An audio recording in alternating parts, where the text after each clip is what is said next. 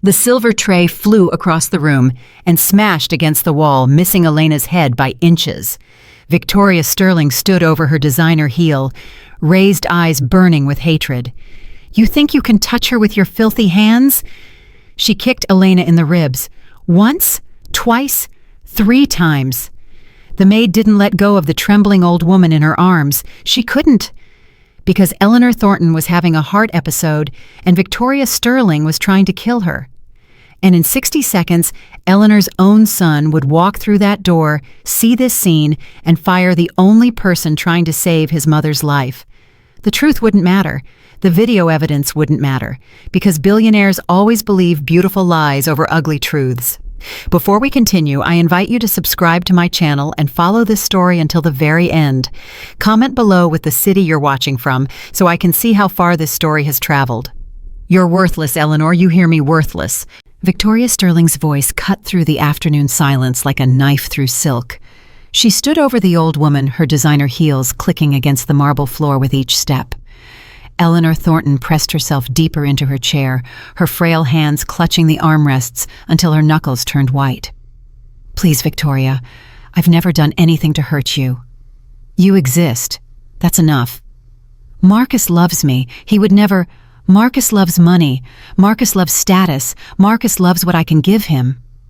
Victoria leaned closer, her perfume suffocating. You're just a reminder of everything he wants to forget. His dead father, his pathetic childhood, his weakness. That's not true. It is true, and deep down you know it. Eleanor's breathing quickened. Her chest tightened, the familiar warning signs of cardiac distress that had plagued her for years. I can't breathe." "Good," Victoria smiled. "Maybe nature will solve my problem for me. Please, my medication..." "Your medication is in the other room. Such a shame you can't reach it." Eleanor tried to stand. Her legs buckled. She collapsed back into the chair, gasping for air. Victoria watched with cold satisfaction. "You know what I've realized after 3 years of playing the devoted fiancé? Patience is overrated. I've smiled at your wrinkled face long enough. I've pretended to care about your boring stories long enough. I've shared Marcus with you long enough. Help! Someone help!" "No one's coming, Eleanor. The staff is downstairs. Marcus is in New York. It's just you and me." Victoria picked up a porcelain vase from the side table. She turned it over in her hands, admiring its weight. "This belonged to your husband, didn't it? Such a beautiful piece. Such a shame." She raised it above her head. Eleanor screamed. The door burst open. Elena Carter stood in the doorway, tea tray in hand, her eyes taking in the scene in a single heartbeat. The raised vase, the cowering old woman, the predator and her prey. "Drop it," Elena said. Victoria spun around. Her face transformed in an instant, loss rage to surprise to cold calculation. "What are you doing here? You're supposed to be in the kitchen." "I said drop it. You're giving me orders." Victoria laughed. "You a maid." Elena set down the tea tray and walked toward Eleanor. Every step deliberate, every step defiant. "Mrs. Thornton, look at me. Can you breathe?" "She's fine," Victoria snapped. "Leave us." "Her lips are turning blue. She needs her medication now." "I said, leave us." Elena ignored her. She knelt beside Eleanor's chair and took the old woman's wrist. Pulse rapid and irregular, skin cold and clammy. Classic signs of cardiac distress. "I'm here," Elena whispered. "I've got you. Breathe with me. In, out, in, out. Don't you touch her." The vase shattered against the floor inches from Elena's knee. Porcelain shards scattered across the marble like broken promises. Elena didn't flinch. In, out, in, out. "That's it, Mrs. Thornton. You're doing great." Victoria grabbed Elena's hair and yanked her backward. "I told you to leave." Pain exploded across Elena's scalp. But she didn't let go of Eleanor's hand. "Let me go. You don't give orders here. I give orders. I'm going to be the lady of this house, and you're nothing but hired help." "Let me go." "Or what?" Victoria laughed. What are you going to do? Hit me, go ahead. Give me a reason to have you arrested. Elena's free hand shot up and grabbed Victoria's wrist. She twisted, hard. Victoria yelped and released her grip. Elena was on her feet in an instant, positioning herself between Victoria and Eleanor. "You'll have to go through me," Elena said. "Excuse me. You heard me? You want to hurt her? You go through me first." Victoria stared at her. Something flickered in those cold eyes. Surprise, perhaps. Disbelief. In her entire privileged life, no one had ever stood up to her. No one without money, no one without power, no one with nothing to lose. "You're making a mistake," Victoria said quietly. "A very big mistake." "Then I'll make it. Do you have any idea what I can do to you? One word to Marcus and you'll never work in this city again. One phone call and I'll have you blacklisted from every agency, every hospital, every nursing home in Massachusetts." "I don't care." "You should, because when I'm done with you, you won't be able to get a job cleaning toilets." "Threaten me all you want. I'm not moving." Victoria's eyes narrowed. "You love her, don't you? This pathetic old woman who pays you to pretend to care." "She doesn't pay me to care, I just do." "How touching, how disgustingly naive." "Call it whatever you want. I'm still not moving." Victoria smiled. It was the coldest thing Elena had ever seen.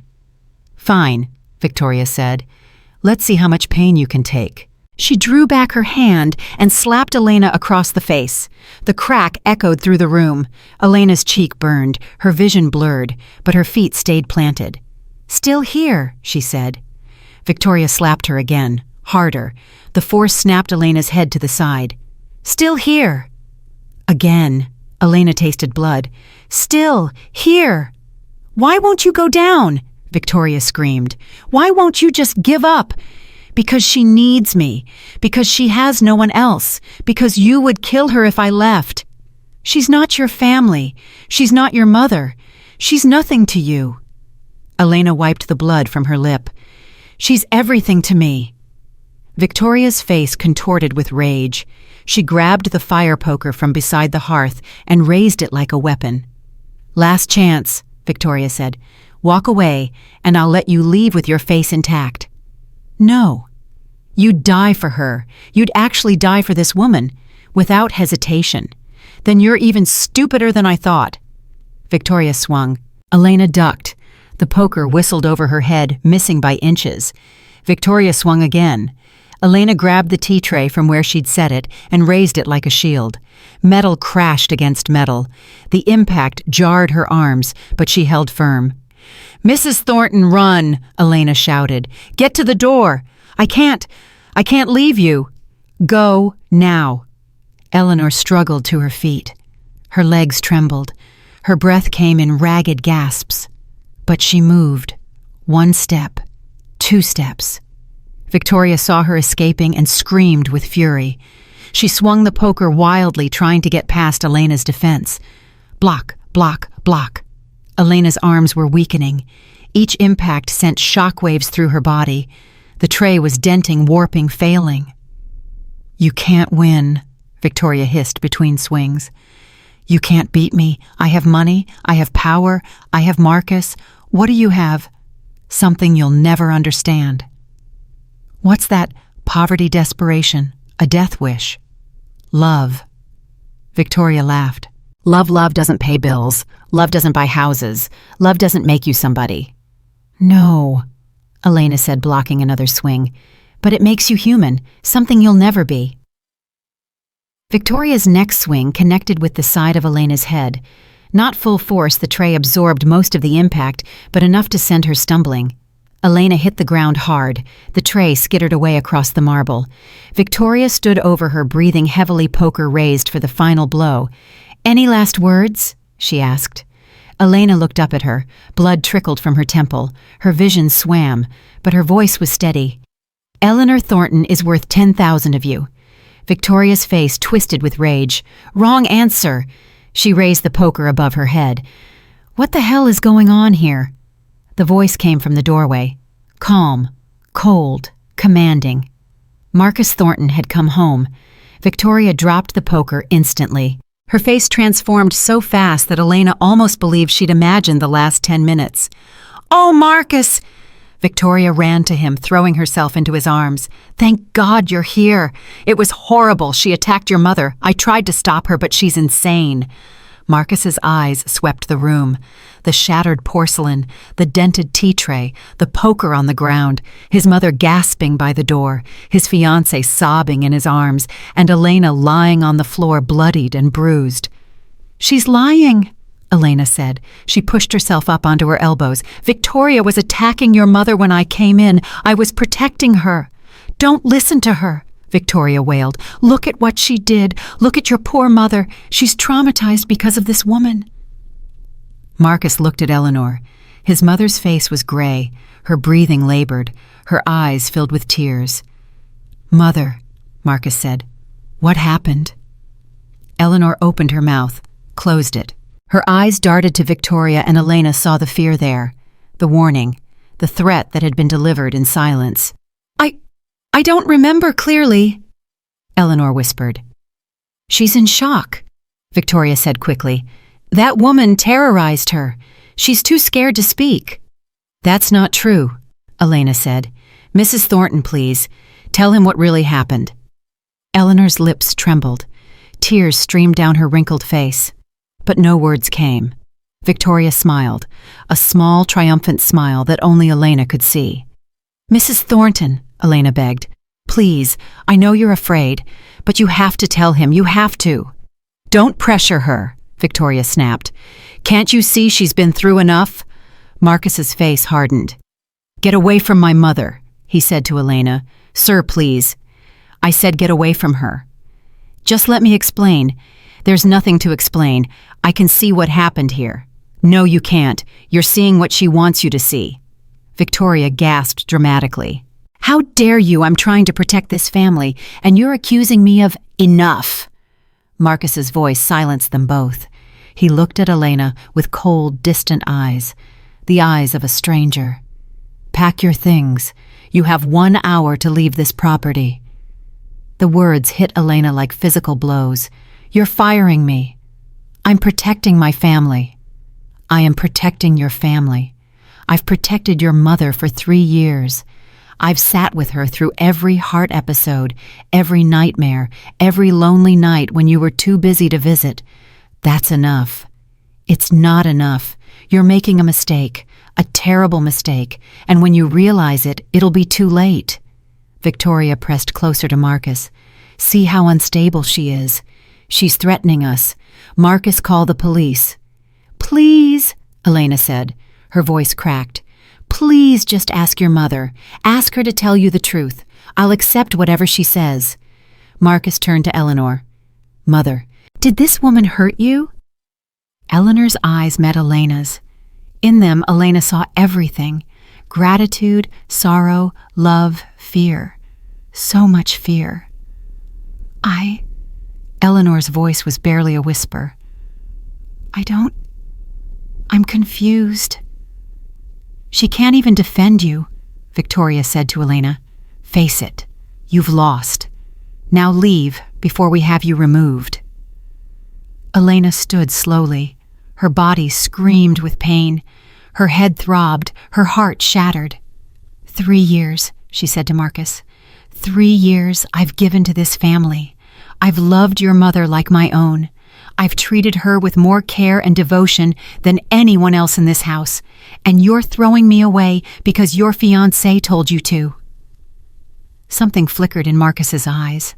Doubt, perhaps, or maybe just irritation. 1 hour, he repeated. Elena nodded. There was nothing left to say, nothing that would matter. She walked toward the door. Each step felt like walking through water. Each step took her further from the woman she loved, closer to a future of nothing. As she passed Eleanor, she paused. "I'm sorry," Elena whispered. "I'm sorry I couldn't protect you." Eleanor grabbed her hand. Her grip was weak, trembling, desperate. "Forgive me," the old woman breathed. "I'm so sorry. I'm so sorry." "There's nothing to forgive. I'm a coward. You're afraid. There's a difference." "Will you be okay?" Elena forced a smile. "I'll survive. I always do. You focus on staying alive. Don't let her win." Victoria's sharp voice cut between them. "That's enough. Get away from her." Elena released Eleanor's hand and walked out of the room. She didn't look back. She couldn't. Behind her, she heard Victoria's voice, sweet and concerned. "It's okay, Eleanor. She's gone now. You're safe." Elena's hands clenched into fists. Someday, she promised herself, someday the truth will come out, and Victoria Sterling will pay for everything. Dorothy was waiting in the hallway. The old housekeeper's face was pale, her eyes red. "I heard everything," Dorothy whispered. "I was outside the door." "Then you know what really happened." "I know, but they won't believe me either. I'm just staff. We're all just staff." Elena nodded. "Take care of her, Dorothy. Please, don't leave her alone with that woman." "I won't. I swear it. And if anything happens, anything at all, find a way to contact me." Dorothy pulled her into a fierce hug. "This isn't right. This isn't fair. Since when has life been fair to people like us?" Elena pulled back and walked to her room. 15 minutes later, she stood at the front door with everything she owned in a single duffel bag. 3 years of her life. 3 years of love and dedication and sacrifice. All of it fit in one bag. Rain had begun to fall outside, heavy, cold, merciless. Of course, Elena thought. Of course it's raining. She stepped out into the storm and walked to her car. She didn't run. She didn't hurry. She let the rain soak through her clothes, wash the blood from her face, mix with the tears she could finally let fall. She got into her car and sat there for a long moment, staring at the mansion through the rain-streaked windshield. Somewhere inside, Eleanor Thornton was alone with her monster, and there was nothing Elena could do about it. She started the engine and drove away. In the rear-view mirror, the mansion grew smaller and smaller until it disappeared entirely. Gone. Everything she'd built, everything she'd loved, gone. The road stretched out before her empty and endless. She had no destination, no plan, no hope, just a promise. Victoria Sterling would pay. Elena didn't know how. She didn't know when, but she knew one thing with absolute certainty. The truth always comes out, and when it did, she would be there to watch Victoria's world burn.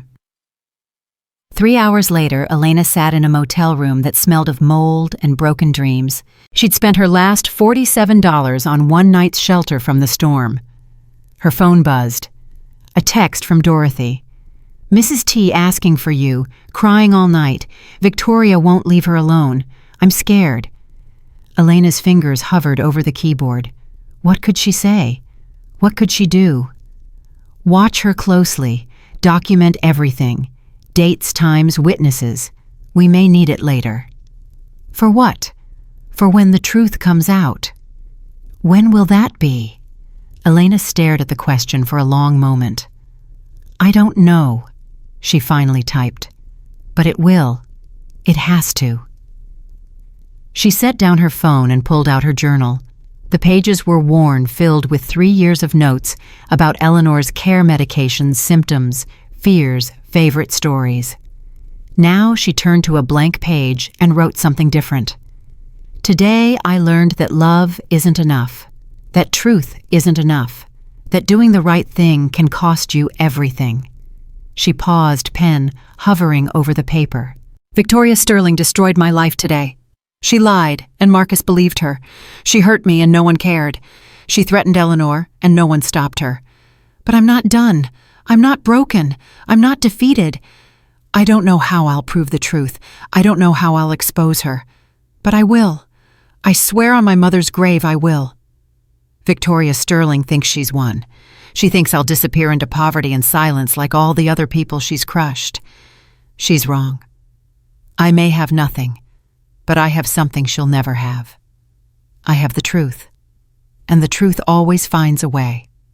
Elena closed the journal and lay back on the thin mattress. Rain drummed against the window. Thunder rolled in the distance. Somewhere in Boston, Victoria Sterling was celebrating her victory. Somewhere in Boston, Eleanor Thornton was crying for the daughter she'd lost. Somewhere in Boston, Marcus Thornton was congratulating himself on protecting his family from a threat that never existed. But here, in this forgotten motel room, Elena Carter was planning her return. She reached into her pocket and pulled out the silver hairpin Eleanor had given her. "For luck," the old woman had said. "It belonged to my mother." Elena held it tight and closed her eyes.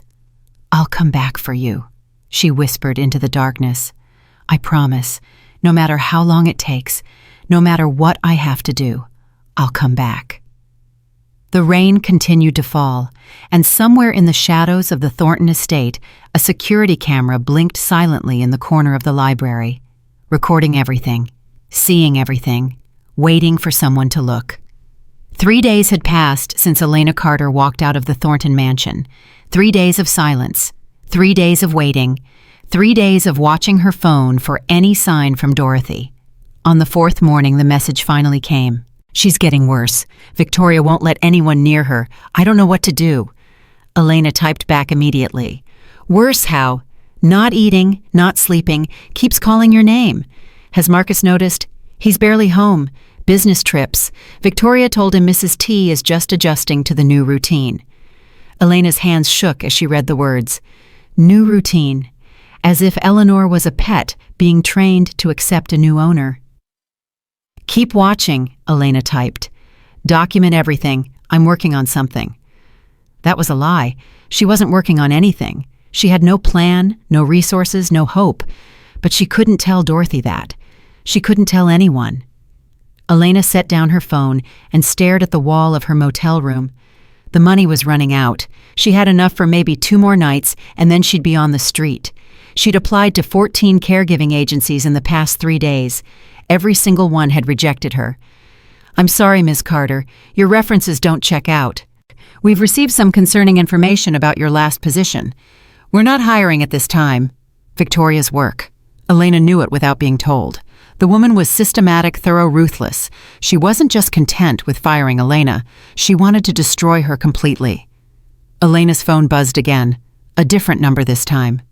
"This is Margaret Chen from Beacon Hill Home Care. I received your application." Elena's heart jumped. "Yes, I submitted it yesterday. I have 3 years of experience with elderly patients specializing in cardiac care." "I know. I also received a very interesting phone call this morning." Elena's stomach dropped. "From whom?" "A woman named Victoria Sterling. She told me you assaulted an elderly patient and were fired for misconduct." "That's not true." She was very convincing, very detailed. She mentioned police reports, restraining orders, all sorts of documentation. "None of that exists. She's lying." Silence on the other end. "Ms. Chen, please, I never hurt anyone. I was fired because I caught Victoria Sterling attacking my patient. She's the one who should be investigated, not me." "That's quite an accusation." "It's the truth." More silence. Then Margaret Chen sighed. "I've been in this business for 30 years, Ms. Carter.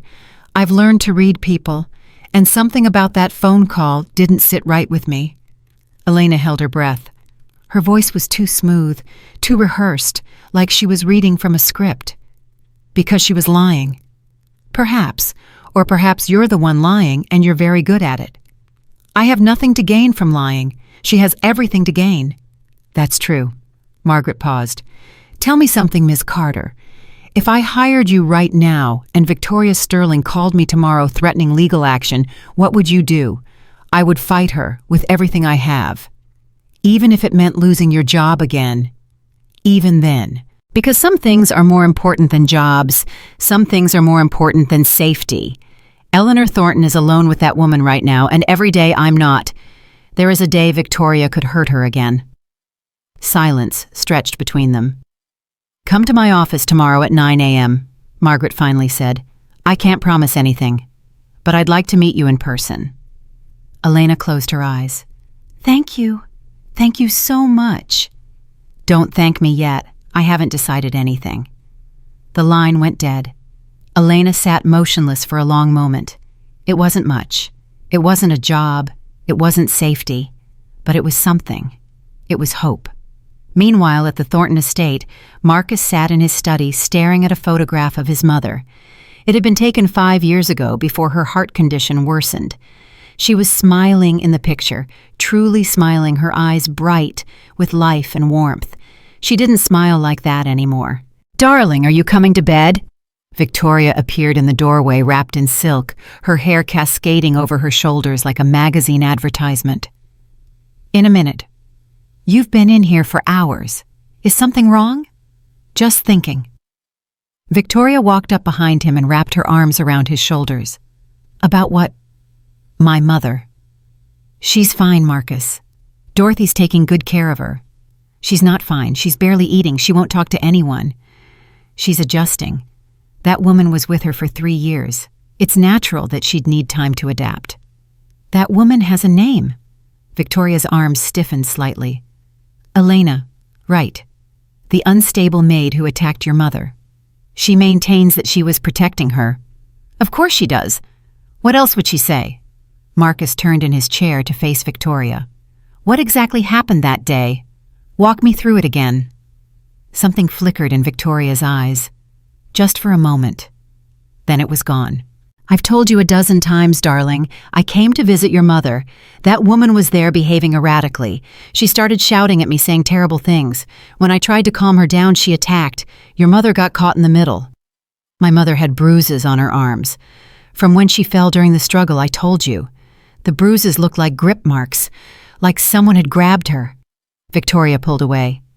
"What are you suggesting?" "I'm not suggesting anything. I'm asking questions."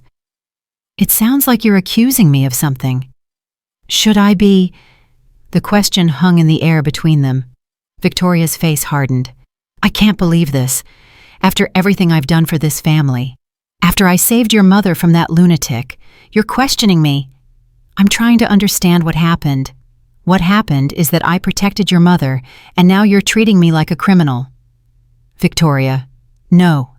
She held up her hand. "I don't want to hear it. If you don't trust me, then maybe we shouldn't be getting married." She turned and walked toward the door. "Victoria, wait." She stopped, but didn't turn around. Marcus sighed. "I'm sorry. I didn't mean to accuse you of anything. I'm just worried about my mother." "Then visit her more. Talk to her. Don't take out your guilt on me." "You're right. I'm sorry." Victoria turned back, her face softening into forgiveness. "I know you're stressed, darling, but we're on the same side. We both want what's best for Eleanor." "I know. Now come to bed. You need rest." Marcus nodded and followed her out of the study. But something gnawed at him, something he couldn't name, a feeling that the truth was hiding just beneath the surface, waiting to be found. 1 week later, Elena sat across from Margaret Chen in a small office cluttered with files and photographs of smiling elderly patients. "Your references from before the Thornton position are excellent," Margaret said. 3 different employers all giving you glowing reviews." "I worked hard for those references." "I can tell. But here's my problem, Miss Carter. Victoria Sterling has sent me 6 emails in the past week, each one more threatening than the last. She's promised to sue me to destroy my business, to report me to every regulatory agency in Massachusetts." Elena's heart sank. "I'm sorry. I'll withdraw my application. I don't want to cause you trouble." "I didn't say I was rejecting you." Elena looked up, confused. Margaret smiled. "I told you I've been in this business for 30 years.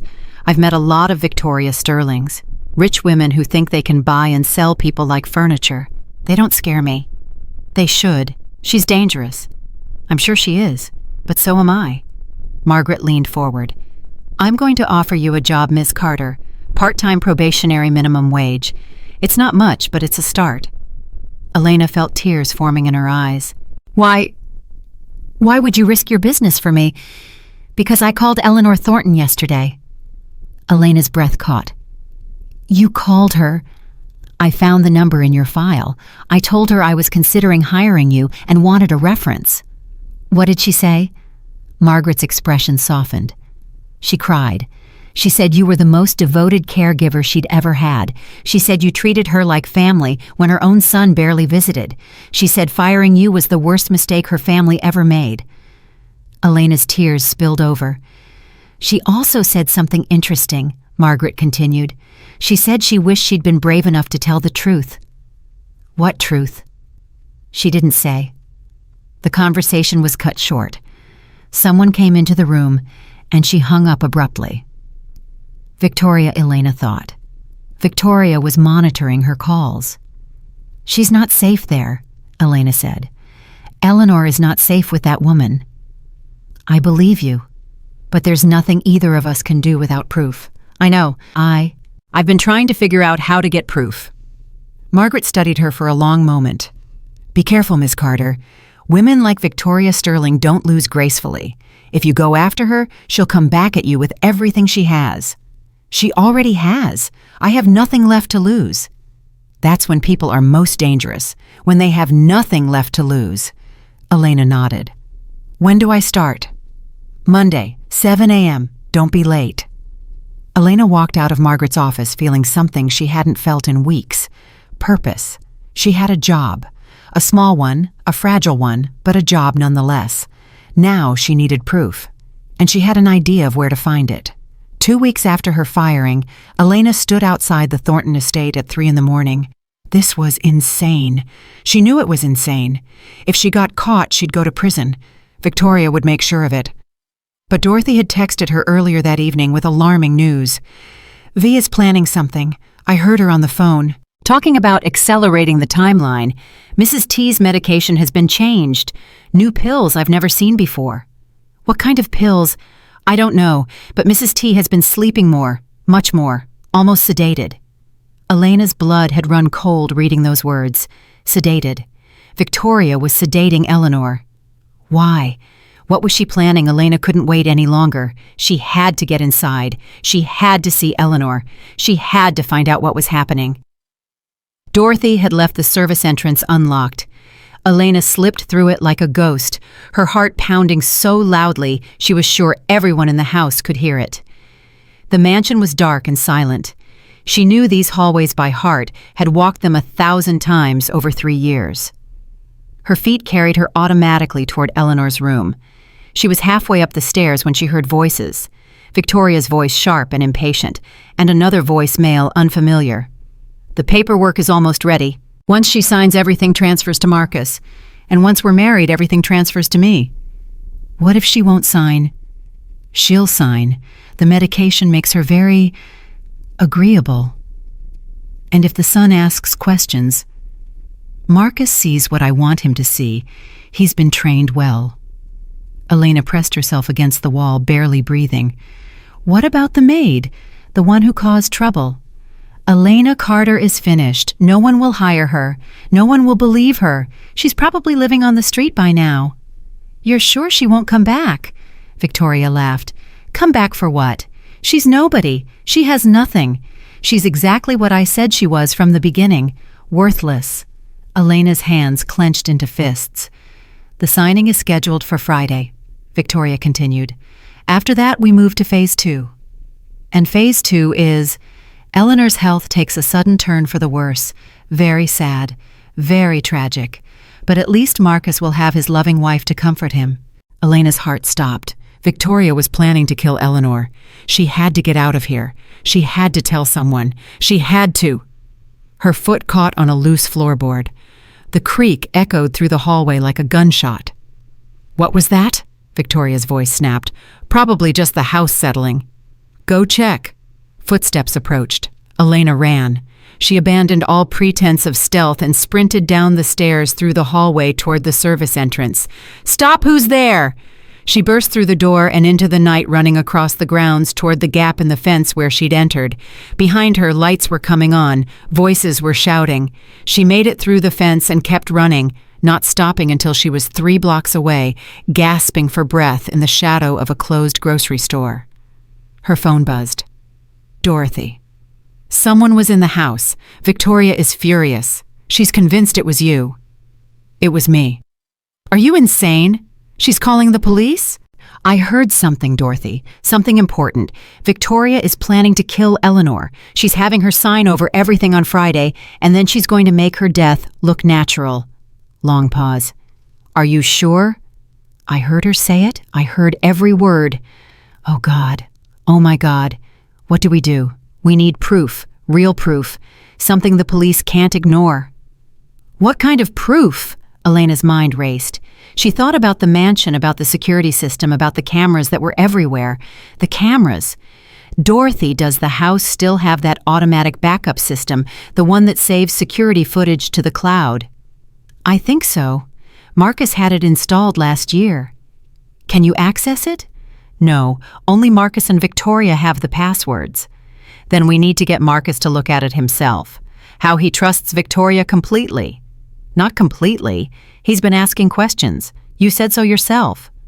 Questions are one thing. Believing his fiancée is a murderer is another. Elena closed her eyes thinking. There has to be a way. There has to be something that will make him look. What about Mrs. Thornton? She knows the truth. If she would just tell him, she's too scared, and now she's being drugged. Victoria has her completely controlled. So what do we do? Elena opened her eyes. We find another way to make Marcus see the truth, even if we have to force him to look. How? I don't know yet, but I have until Friday to figure it out. The next 3 days were the longest of Elena's life. She worked her shifts at Margaret's agency, caring for strangers, while her mind constantly returned to Eleanor.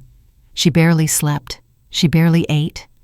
Every spare moment was spent planning, scheming, trying to find a way to expose Victoria before Friday. On Wednesday evening, she received an unexpected call. Ms. Carter, this is James Fletcher. I'm Marcus Thornton's attorney. Elena's grip tightened on the phone. Why are you calling me? Mr. Thornton would like to meet with you. Is this a joke? No joke. He asked me to arrange it personally. Why? So Victoria can have me arrested. Ms. Sterling doesn't know about this meeting. Mr. Thornton was very specific about that. Elena's heart hammered. What does he want? He didn't say, but he seemed troubled. He asked me to tell you that he's been reviewing some information, and he has questions only you can answer. Reviewing some information. Had Marcus found the security footage? When and where? Elena asked. Tomorrow morning, 10 a.m. There's a coffee shop on Beacon Street called The Daily Grind. He'll be waiting. Elena hesitated. This could be a trap. Victoria could be setting her up using Marcus as bait. But if there was even a chance that Marcus was starting to see the truth. I'll be there, Elena said. Thursday morning arrived gray and cold. Elena sat in The Daily Grind nursing a cup of coffee she couldn't afford, watching the door. Every time it opened, her heart jumped. At exactly 10 o'clock, Marcus Thornton walked in. He looked different than she remembered. Older, tired. The confident billionaire had been replaced by a man carrying invisible weight. He spotted her immediately and walked to her table. Ms. Carter. Mr. Thornton. He sat across from her, not ordering anything, not making small talk. I owe you an apology, he said. Elena blinked. Of all the openings she'd expected, this wasn't one of them. You fired me without hearing my side. You believed your fiancé over someone who'd cared for your mother for 3 years. Yes. Why the change of heart? Marcus was silent for a moment. Then he reached into his jacket and pulled out a small USB drive. I found this in my security system 3 days ago. Footage from the library, from the day I fired you. Elena's breath caught. You watched it, every second. His voice cracked slightly. I saw what she did, what she said to my mother, how she attacked you both. And I've been trying to figure out how I missed it, how I looked at that scene and saw the opposite of what actually happened. You saw what she wanted you to see. You loved her. Love makes people blind. It's not an excuse. No, it's not. They sat in silence for a moment. My mother's been asking for you, Marcus said. Every day since you left. Victoria told me she was adjusting, that she just needed time, but she's not adjusting. She's deteriorating. She's being drugged. Marcus's head snapped up. What? New medication. Pills that Victoria introduced. Your mother is being sedated to keep her compliant. How do you know this? Dorothy. And I was in your house 2 nights ago. I heard Victoria talking to someone. A man. They're planning to have your mother sign over her assets on Friday, and then... Elena stopped. Then what? Then they're going to kill her. Make it look natural. A tragic decline in health. Marcus's face went white. That's insane. Victoria wouldn't... Victoria attacked your mother with a vase. Victoria kicked me while I was protecting her. Victoria has been lying to you for 3 years. Is murder really so hard to believe?" Marcus stared at her. His hands trembled slightly. I can't process this." "You don't have time to process it. Friday is tomorrow. Whatever you're going to do, you have to do it now." "What am I supposed to do?" "Call the police and tell them my fiancé is planning to murder my mother based on something you overheard." "Call the police and show them the security footage. At minimum, Victoria committed assault. That's enough to start an investigation." "If I'm wrong about this..." "You're not wrong. You saw the footage. You know what she's capable of." Marcus put his head in his hands. Elena leaned forward. "Your mother protected me for 3 years. She gave me a home when I had nothing. She treated me like family when her own son was too busy to visit. I am begging you, Marcus. Don't let Victoria take her from both of us." When Marcus looked up, there were tears in his eyes. "What do I do?" "Go home. Confront Victoria. Get her away from your mother. And call the police. She'll deny everything. Let her. The footage doesn't lie, and once the police start investigating, they'll find more. They always do." Marcus nodded slowly. He stood, then paused. "I'm sorry, Elena, for what I did to you, for what I let happen. Don't apologize to me. Apologize to your mother. She's the one who's been suffering while you were blind."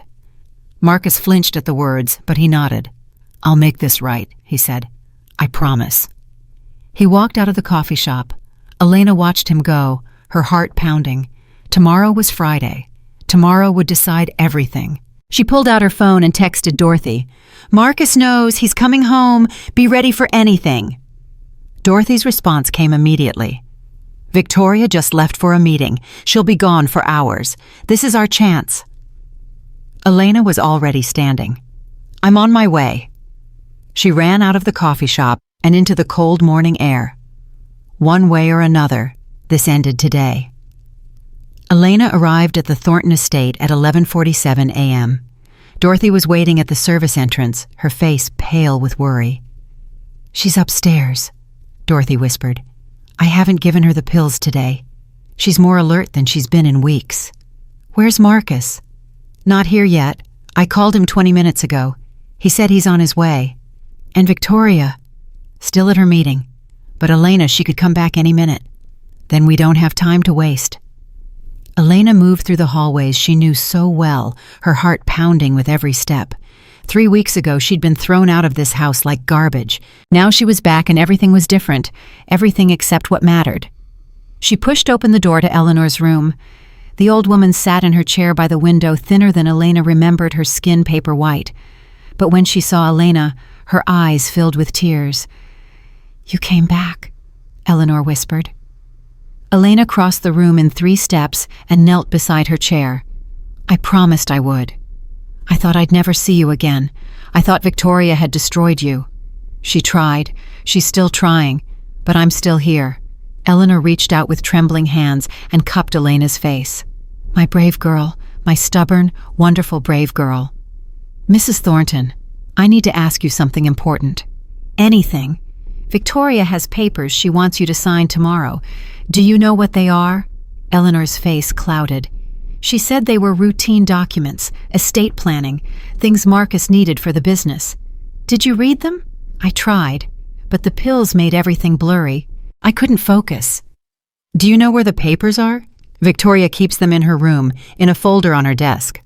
Elena stood. "Dorothy, stay with her. Don't let anyone in." "Where are you going?"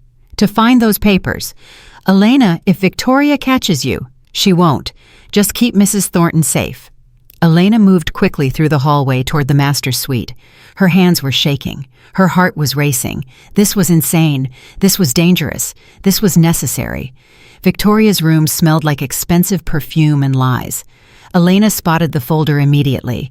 It sat on the desk, thick with documents. She grabbed it and started flipping through the pages.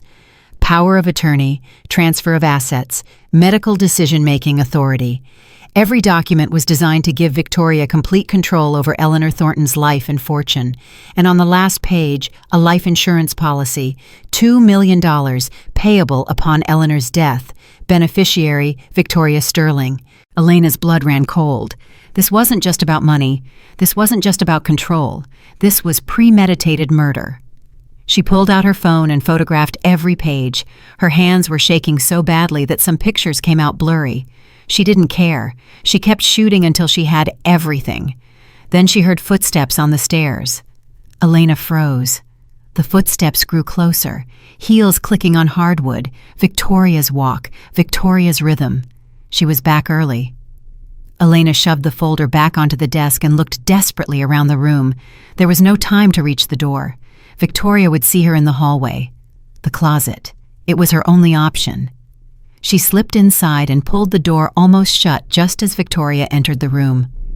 Through the crack in the closet door, Elena watched Victoria cross to her desk. The woman picked up the folder, flipped through it, and smiled. "Tomorrow," Victoria murmured to herself. "Tomorrow this all ends." She pulled out her phone and dialed. "It's me. Everything is on schedule. The old woman will sign in the morning, and then we proceed with phase 2. Pause. "No, Marcus won't be a problem. He's too stupid to see what's happening right under his nose. By the time he figures it out, his mother will be dead, and I'll be his grieving, supportive wife." Another pause. Victoria laughed. "The maid, please. She's living in a motel somewhere, probably begging for change. She's irrelevant." Elena's jaw tightened. "I'll call you after the signing. Have everything ready. This needs to look natural. A heart attack in the middle of the night. Very sad. Very tragic. Very profitable." Victoria hung up and set the phone down on her desk. Elena didn't breathe, didn't move, didn't blink. Victoria smoothed her hair in the mirror, adjusted her dress, and walked out of the room. Elena waited until the footsteps faded completely. Then she waited another minute, then another. Finally, she emerged from the closet, legs trembling. She had to get out. She had to warn Marcus. She had to, well. Elena spun around. Victoria stood in the doorway, blocking the exit. "I thought I smelled something cheap," Victoria said. "Turns out I was right." "Victoria." "Don't." Victoria's voice was ice. "Don't say a word. Don't make excuses. Don't beg." "I'm not going to beg." "No," Victoria smiled. "You should, because you just broke into my home, violated my privacy, and gave me exactly what I need to have you arrested." "I heard your phone call." Victoria's smile flickered. "What phone call?" "The one where you discussed murdering Eleanor Thornton." Silence. Victoria's expression shifted. The socialite mask crumbled, revealing something darker underneath. "You're lying." Phase 2. Heart attack in the middle of the night. Very sad. Very tragic. Very profitable. "You have no proof." "I have pictures of your documents. I have recordings. I have everything." That was a lie. Elena had photos but no recordings. But Victoria didn't know that.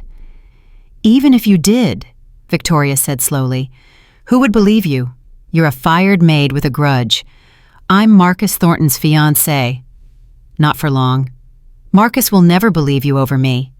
"He already does. He found the security footage, Victoria. He watched you attack his mother. He knows what you are." Something flickered in Victoria's eyes. Fear. Real fear. "You're bluffing." "I met with him this morning. He's on his way here right now. It's over, Victoria. Your lies are finished." Victoria stared at her for a long moment. Then slowly her lips curved into a smile. "You think you've won," she said. "How precious." "I think the truth is about to come out. That's enough." "The truth?" Victoria laughed. "Do you know what the truth is worth in this world? Nothing. Money is worth something. Power is worth something. The truth is just noise." "Not always. Always. I've spent my entire life learning that lesson. The truth didn't save my mother when my father beat her. The truth didn't save me when I had nothing. The only thing that saved me was learning to lie better than everyone else. That's not an excuse. It's not an excuse. It's a strategy, and it works." Elena shook her head. "Not this time. We'll see." Victoria reached into her purse and pulled out something small and black, a taser. "Here's what's going to happen," Victoria said calmly. "You're going to give me your phone. Then you're going to walk quietly down the stairs and out of this house. If you don't, I'm going to use this, and then I'm going to tell everyone you attacked me again." "You think Marcus will believe that?" "I think Marcus will believe whatever I tell him to believe. He always has." "Not anymore. Give me the phone, Elena." "No." Victoria's eyes hardened. "I wasn't asking." She lunged. Elena dodged, but Victoria was faster than she expected. The taser caught her shoulder and electricity exploded through her body. Elena screamed and collapsed. "Pathetic," Victoria said, standing over her. "You really thought you could beat me, you?" "A nobody from nowhere." Elena couldn't speak. Her muscles were seizing. Her vision was blurring. Victoria reached down and grabbed Elena's phone from her pocket. "Let's see what we have here. Photos of my documents. How resourceful." She deleted them one by one. "There. All gone. Just like your evidence. Just like your credibility. Just like your future." Elena struggled to move. Her body wouldn't respond. Victoria crouched down beside her. "I want you to remember this moment. I want you to remember what it feels like to lose, because that's all you'll ever do, Elena Carter. Lose, again and again and again." She stood and straightened her dress. "Now, if you'll excuse me, I have a future mother-in-law to visit. Don't worry, I'll take very good care of her." Victoria walked out of the room.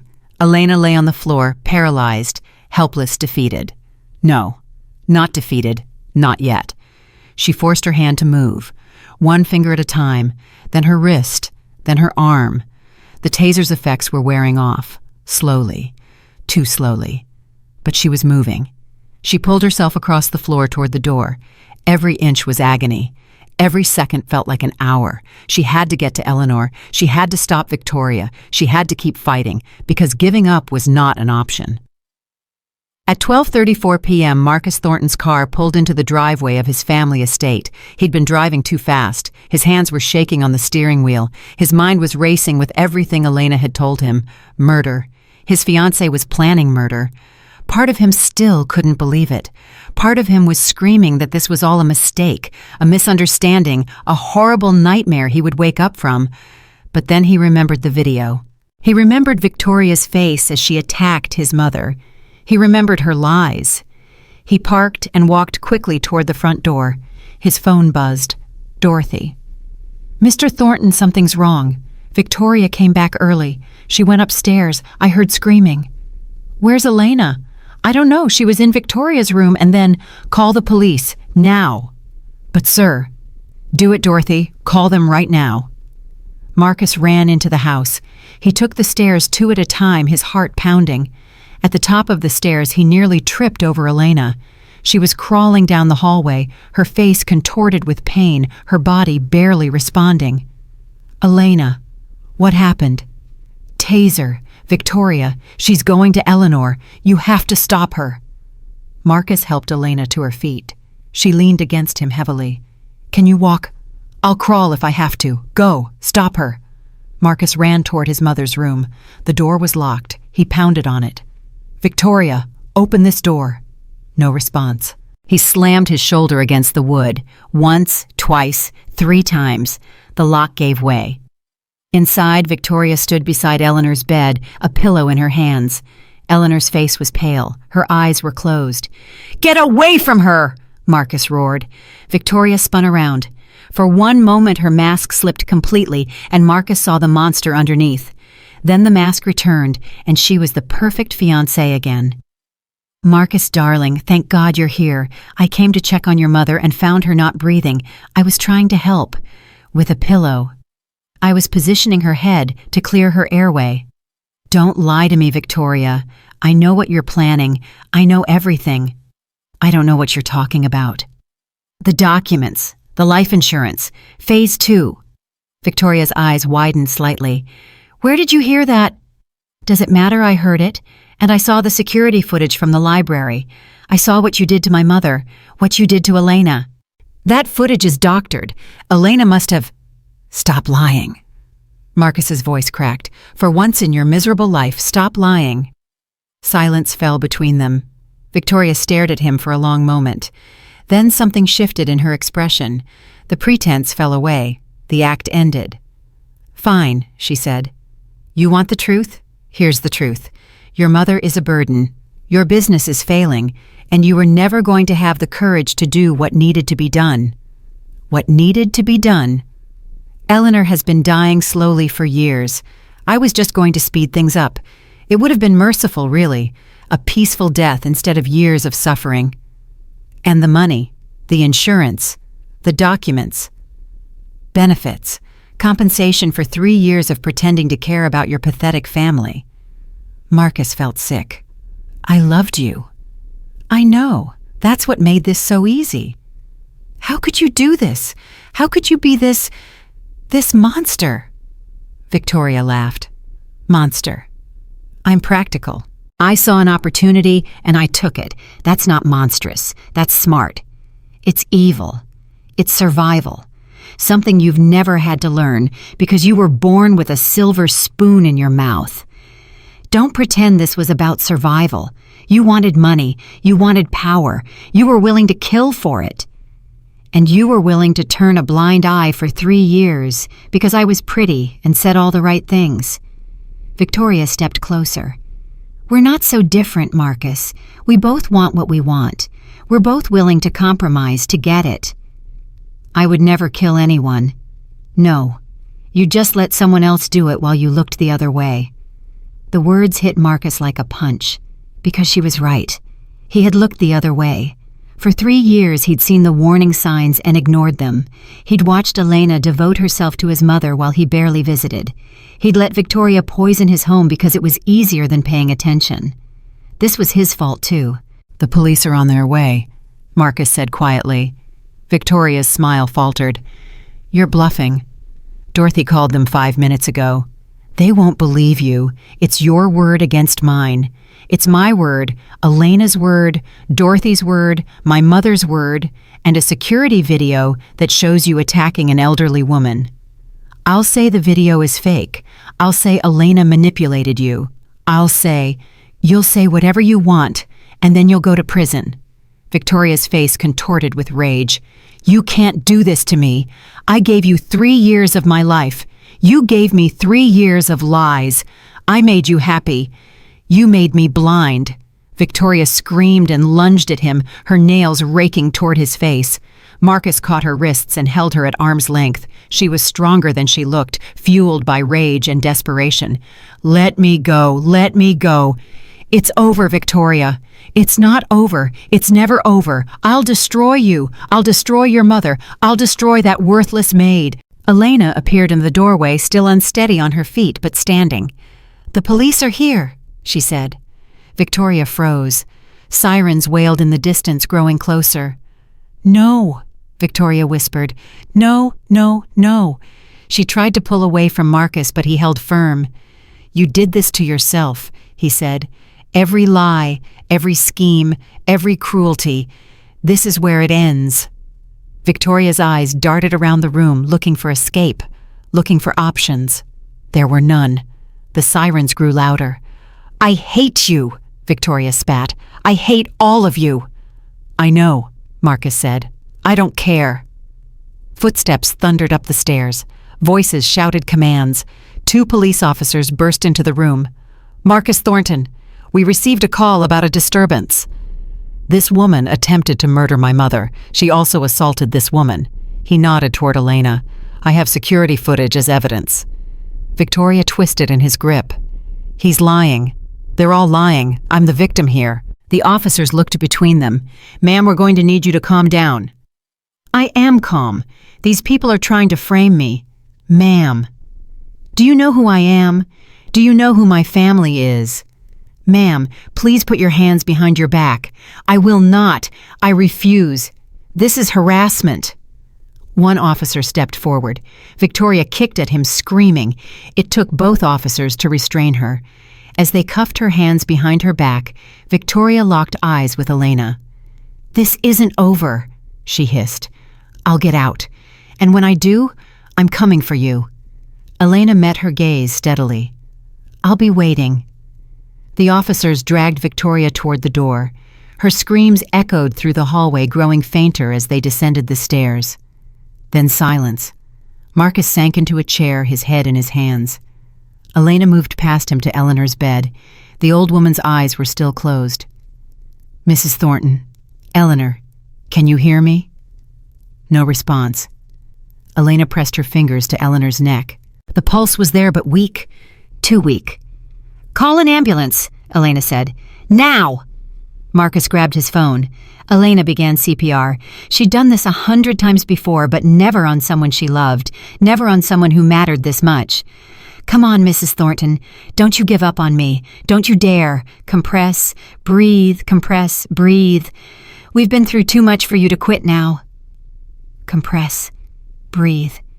"You hear me? You're going to open your eyes. You're going to get better. You're going to see Victoria pay for what she did. Compress, breathe. Please, Eleanor, please." The seconds stretched into eternity. And then finally, Eleanor gasped. Her eyes fluttered open. "Elena," she whispered. Tears streamed down Elena's face. "I'm here. I'm right here." "Did we win?" Elena laughed through her tears. "We won. It's over. You're safe now." Eleanor's hand found Elena's and squeezed weakly. "I knew you'd come back," she said. "I knew you wouldn't abandon me." "Never. I promised you forever." "Forever," Eleanor repeated. "I like the sound of that." The ambulance arrived 8 minutes later. Paramedics swarmed the room, checking vitals, starting IVs, preparing Eleanor for transport. Elena held her hand through all of it. "You're coming with me," Eleanor said. "I'm not going to that hospital without you. I wouldn't leave you if you begged me to." Marcus stood in the corner watching them. His face was a mask of guilt and regret. "Elena," he said quietly. She looked at him. "I don't know how to apologize for what I did, what I let happen. The words don't exist." "You're right, they don't. But I want to try, if you'll let me." Elena was silent for a long moment. "Your mother almost died today," she finally said. "Not because of Victoria, because of you. Because you chose to believe a pretty lie instead of an ugly truth." Marcus flinched. "I know. Do you understand what it feels like to be thrown away, to be called a liar when you're telling the truth, to watch someone you love suffer, because the person who should protect her refused to see, I'm starting to. Starting isn't enough. You need to finish. You need to change. Not just apologize. Change. Be here. Not just today, not just when there's a crisis. Be here every day. Visit your mother. Talk to her. Listen to her. Treat the people who work for you like human beings instead of furniture." "I will. Don't promise me. Promise her." Marcus walked to his mother's stretcher. Eleanor looked up at him with tired, forgiving eyes. "I'm sorry, Mom," he said, "for everything. I know you are, sweetheart. I should have seen what Victoria was. I should have protected you. You see it now. That's what matters. It's not enough." "No," Eleanor agreed, "but it's a start." The paramedics began wheeling her toward the door. "Come on," Elena said to Marcus. "We're following the ambulance." Your mother needs family right now, both kinds." Marcus blinked. "Both kinds." Elena was already walking toward the stairs. "The kind you're born with and the kind you choose. Now move, we're wasting time." At 3:47 p.m., Eleanor Thornton lay in a hospital bed surrounded by monitors and IV drips. The doctors said she was stable. The drugs Victoria had been giving her were working their way out of her system. With rest and proper care, she would recover. Elena sat beside her bed holding her hand. Marcus paced by the window phone pressed to his ear, dealing with lawyers and police and the media storm that was already brewing. "Victoria's been formally charged," he reported. "Attempted murder, assault, fraud, elder abuse. Her lawyer is asking for bail, but the judge denied it. She's considered a flight risk." "Good," Eleanor said. "I hope she rots." "Mother, what after what she did to me, to Elena, I'm allowed to be vindictive." Elena smiled. "I've missed you." I've missed you too, dear. These last few weeks without you have been the longest of my life. We're not going to be apart again. Promise. Promise. Dorothy arrived at 4 o'clock with flowers and tears. Mrs. Thornton, I'm so sorry. I should have done more. I should have told Marcus sooner.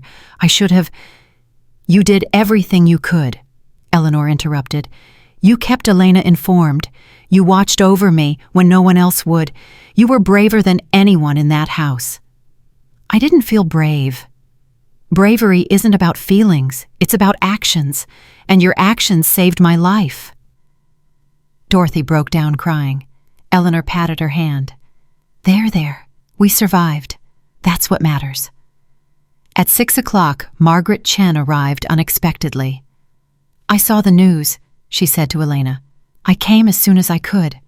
You didn't have to. Yes, I did.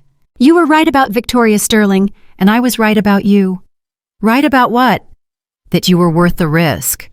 Margaret smiled. When Mrs. Thornton is recovered, I'd like to discuss your future.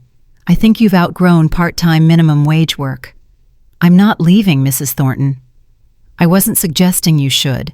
I was thinking something more like a partnership, training other caregivers, advocating for better protections, using your story to help others. Elena stared at her. You're serious. Completely. Think about it. No rush. Margaret left. Elena turned to Eleanor. Did you hear that? I heard, and I think it's a wonderful idea. But what about you, who would take care of you? Eleanor smiled. My dear girl, you don't have to choose between helping me and helping others. You can do both. How? We'll figure it out together. We always do. At 8 o'clock, Marcus finally stopped pacing. He pulled a chair to the other side of his mother's bed and sat down heavily. The media is going crazy, he said. Victoria's arrest is the top story on every channel. They're calling it the Billionaire betrayal. Let them call it whatever they want, Eleanor said. The truth is what matters. The truth? Marcus laughed bitterly. I spent 3 years ignoring the truth, avoiding the truth, running from the truth. You're facing it now, only because Elena forced me to. He looked at Elena across the bed. I've been thinking about what you said, about changing, not just apologizing. And I want to do something real, something that makes a difference. Like what? Marcus hesitated. I was thinking about starting a foundation for caregivers, for people who do what you do, protecting them legally, supporting them financially, making sure what happened to you never happens to anyone else. Elena blinked. You're serious? Completely. I have money. I have influence. It's time I use them for something other than making more money. That's a big commitment. I know, and I want you to help me design it, if you're willing. Elena was quiet for a long moment. Why me? Because you understand what caregivers need. Because you've lived it. Because I trust you more than anyone else in my life right now. You barely know me. I know enough. I know you risked everything to protect a woman who isn't your family. I know you came back when anyone else would have stayed away. I know you stood up to Victoria when she could have destroyed you. She nearly did destroy me. But she didn't, because you're stronger than her, stronger than me, stronger than anyone I've ever met. Eleanor squeezed Elena's hand. He's right, you know. You are extraordinary. Elena felt tears forming again. She'd cried more today than she had in years. I'll help you, she said to Marcus. But we do it right. No shortcuts. No compromises. No putting profits over people. Agreed. And Mrs. Thornton has final approval on everything. Of course, Eleanor beamed. I do love having power. At 9:15 p.m., a nurse came to check Eleanor's vitals. She's doing remarkably well, the nurse said. We'll keep her overnight for observation, but she should be able to go home tomorrow. Home, Eleanor repeated. That sounds wonderful. I'll make sure everything is ready, Dorothy said. Fresh sheets, her favorite tea, everything perfect. Thank you, Dorothy. After the nurse left, Eleanor's eyes began to close. Rest, Elena said. You've earned it. Will you stay? I'm not going anywhere. Promise? Promise. Eleanor smiled and drifted off to sleep. Elena sat in the quiet hospital room listening to the steady beep of monitors, watching the woman she loved like a mother breathe peacefully for the first time in weeks. It was over. Victoria was in jail. Eleanor was safe. The truth had finally won. But as Elena sat there in the darkness, she knew this wasn't really an ending. It was a beginning, a new chapter for Eleanor, a new chapter for Marcus, a new chapter for herself.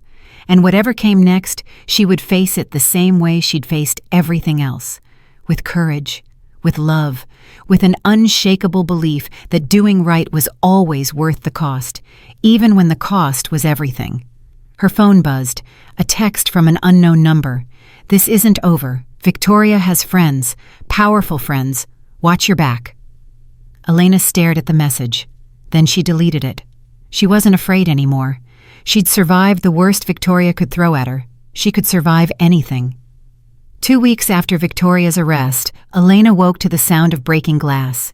It was 3:17 a.m. She sat up in bed, heart pounding. She was staying in one of the guest rooms at the Thornton estate now at Eleanor's insistence. The old woman refused to let her leave. "I almost lost you once," Eleanor had said. "I'm not taking that chance again." Another crash. Closer this time. Elena grabbed her phone and dialed Marcus. "Someone's in the house," she whispered. "Stay in your room. I'm calling security." "Eleanor, Dorothy is with her. Don't move." Elena hung up and pressed her ear to the door. Footsteps in the hallway. Heavy, male, more than one person. Then voices. "Find the old woman. She's the priority." "What about the maid? If she gets in the way, deal with her." Elena's blood ran cold. Victoria's friends. The text message hadn't been an empty threat. She couldn't stay here. She couldn't hide while Eleanor was in danger. She opened the door as quietly as possible and slipped into the hallway. 2 figures at the far end. Black clothes, black masks, moving toward Eleanor's room. Elena grabbed a heavy vase from a side table and followed them. The first intruder reached Eleanor's door. He turned the handle. Elena didn't think. She swung the vase with everything she had.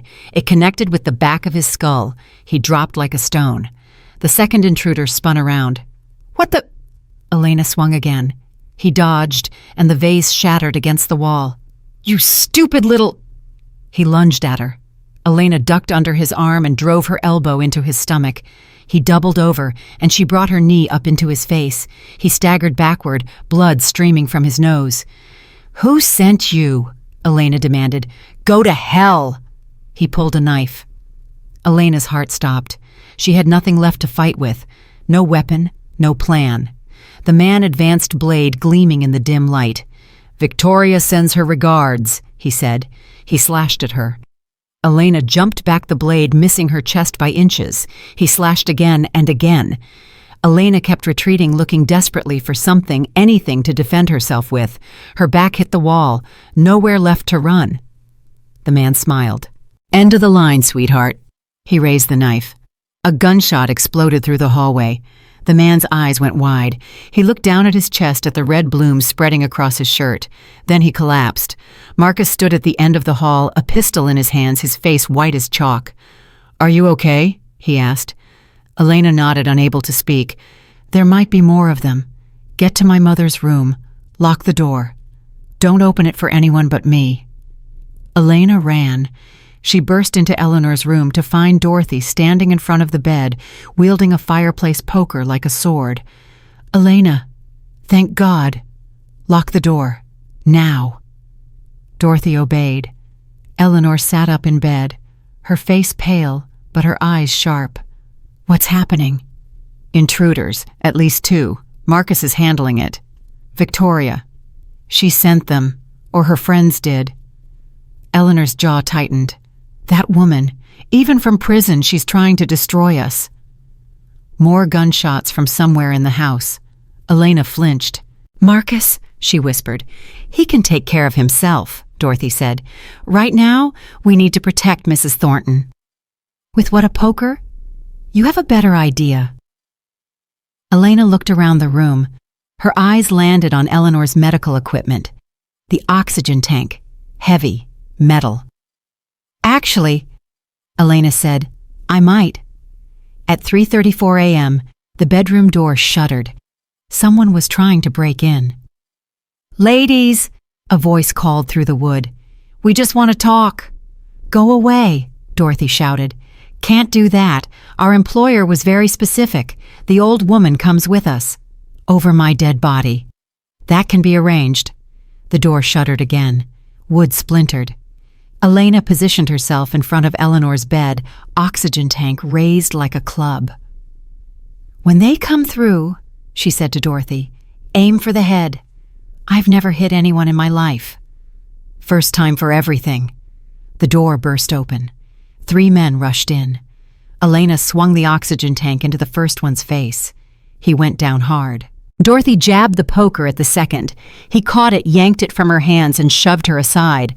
The third grabbed Elena from behind, pinning her arms. Enough, he shouted. Nobody else needs to get hurt. Just give us the old woman and we'll leave. Never, Elena gasped. Wrong answer. He tightened his grip until she couldn't breathe. Black spots danced in her vision. Her lungs screamed for air. Let her go. The voice came from the doorway. Calm, cold, deadly. Marcus stood there, gun raised, blood splattered across his shirt. Let her go, or I put a bullet in your skull. The man holding Elena laughed. You're outnumbered, rich boy. I just took out 4 of your friends downstairs. You really want to test me? Silence. Your call, Marcus said, but I should warn you I'm a very good shot, and I'm very, very angry. The man's grip loosened slightly. 5 seconds, Marcus said. 5, 4, 3. The man released Elena and raised his hands. Smart choice. Sirens wailed in the distance. Cops are coming, Marcus said. You can stay and explain to them why you broke into my home and tried to kidnap my mother, or you can run and hope they don't catch you. The intruders exchanged glances. Then as one, they bolted for the window. Marcus let them go. Elena collapsed against the bed, gasping for breath. Are you okay? Marcus asked. I'll live. Nothing a shower won't fix. Eleanor reached out and grabbed both their hands. My heroes, she said. Both of you. At 4:15 a.m., the police arrived. Detective Sarah Chen took statements from everyone while forensic teams processed the scene. 2 intruders were dead. 3 were in custody. The rest had escaped. This was a professional operation, Detective Chen said to Marcus. Well-funded, well-organized, someone with resources sent these people. Victoria Sterling. She's in prison. No phone privileges, no visitors. She couldn't have arranged this herself. Then who? That's what we need to find out. Detective Chen pulled out a photograph. Do you recognize this man? Marcus studied the image. Middle-aged, salt and pepper hair, cold eyes. No. Who is he? Richard Blackwell, Victoria Sterling's business partner. He disappeared 3 days ago. Business partner? I didn't know Victoria had a business partner. Neither did we, until we started digging into her finances. Detective Chen put the photo away. Mr. Blackwell has connections to some very dangerous people, money launderers, smugglers, worse. You think he sent these men? I think Victoria Sterling was involved in things none of us understood, and I think her arrest threatened people who don't like being threatened. Elena stepped forward. What do we do? You stay alert, you increase security, and you pray we find Blackwell before he tries again. That's it. That's your advice. I wish I had more to offer, Ms. Carter. But until we know who we're dealing with, the best thing you can do is protect yourselves. The detective left. Elena, Marcus, Dorothy, and Eleanor sat in silence. This isn't over, Eleanor finally said. No, Marcus agreed. It isn't. What do we do? Marcus's jaw tightened. We fight back. How? Victoria wanted to destroy this family. She nearly succeeded, but she failed because of Elena, because of Dorothy, because of all of us working together. He looked at each of them in turn. Richard Blackwell thinks he can finish what Victoria started. He thinks we're easy targets. He thinks we'll cower and hide. Won't we? Dorothy asked. No, we're going to find him. We're going to expose him. and we're going to make sure he pays for what he's done." "And how exactly do you plan to do that?" Elena asked. Marcus smiled grimly. "I have resources Victoria didn't know about.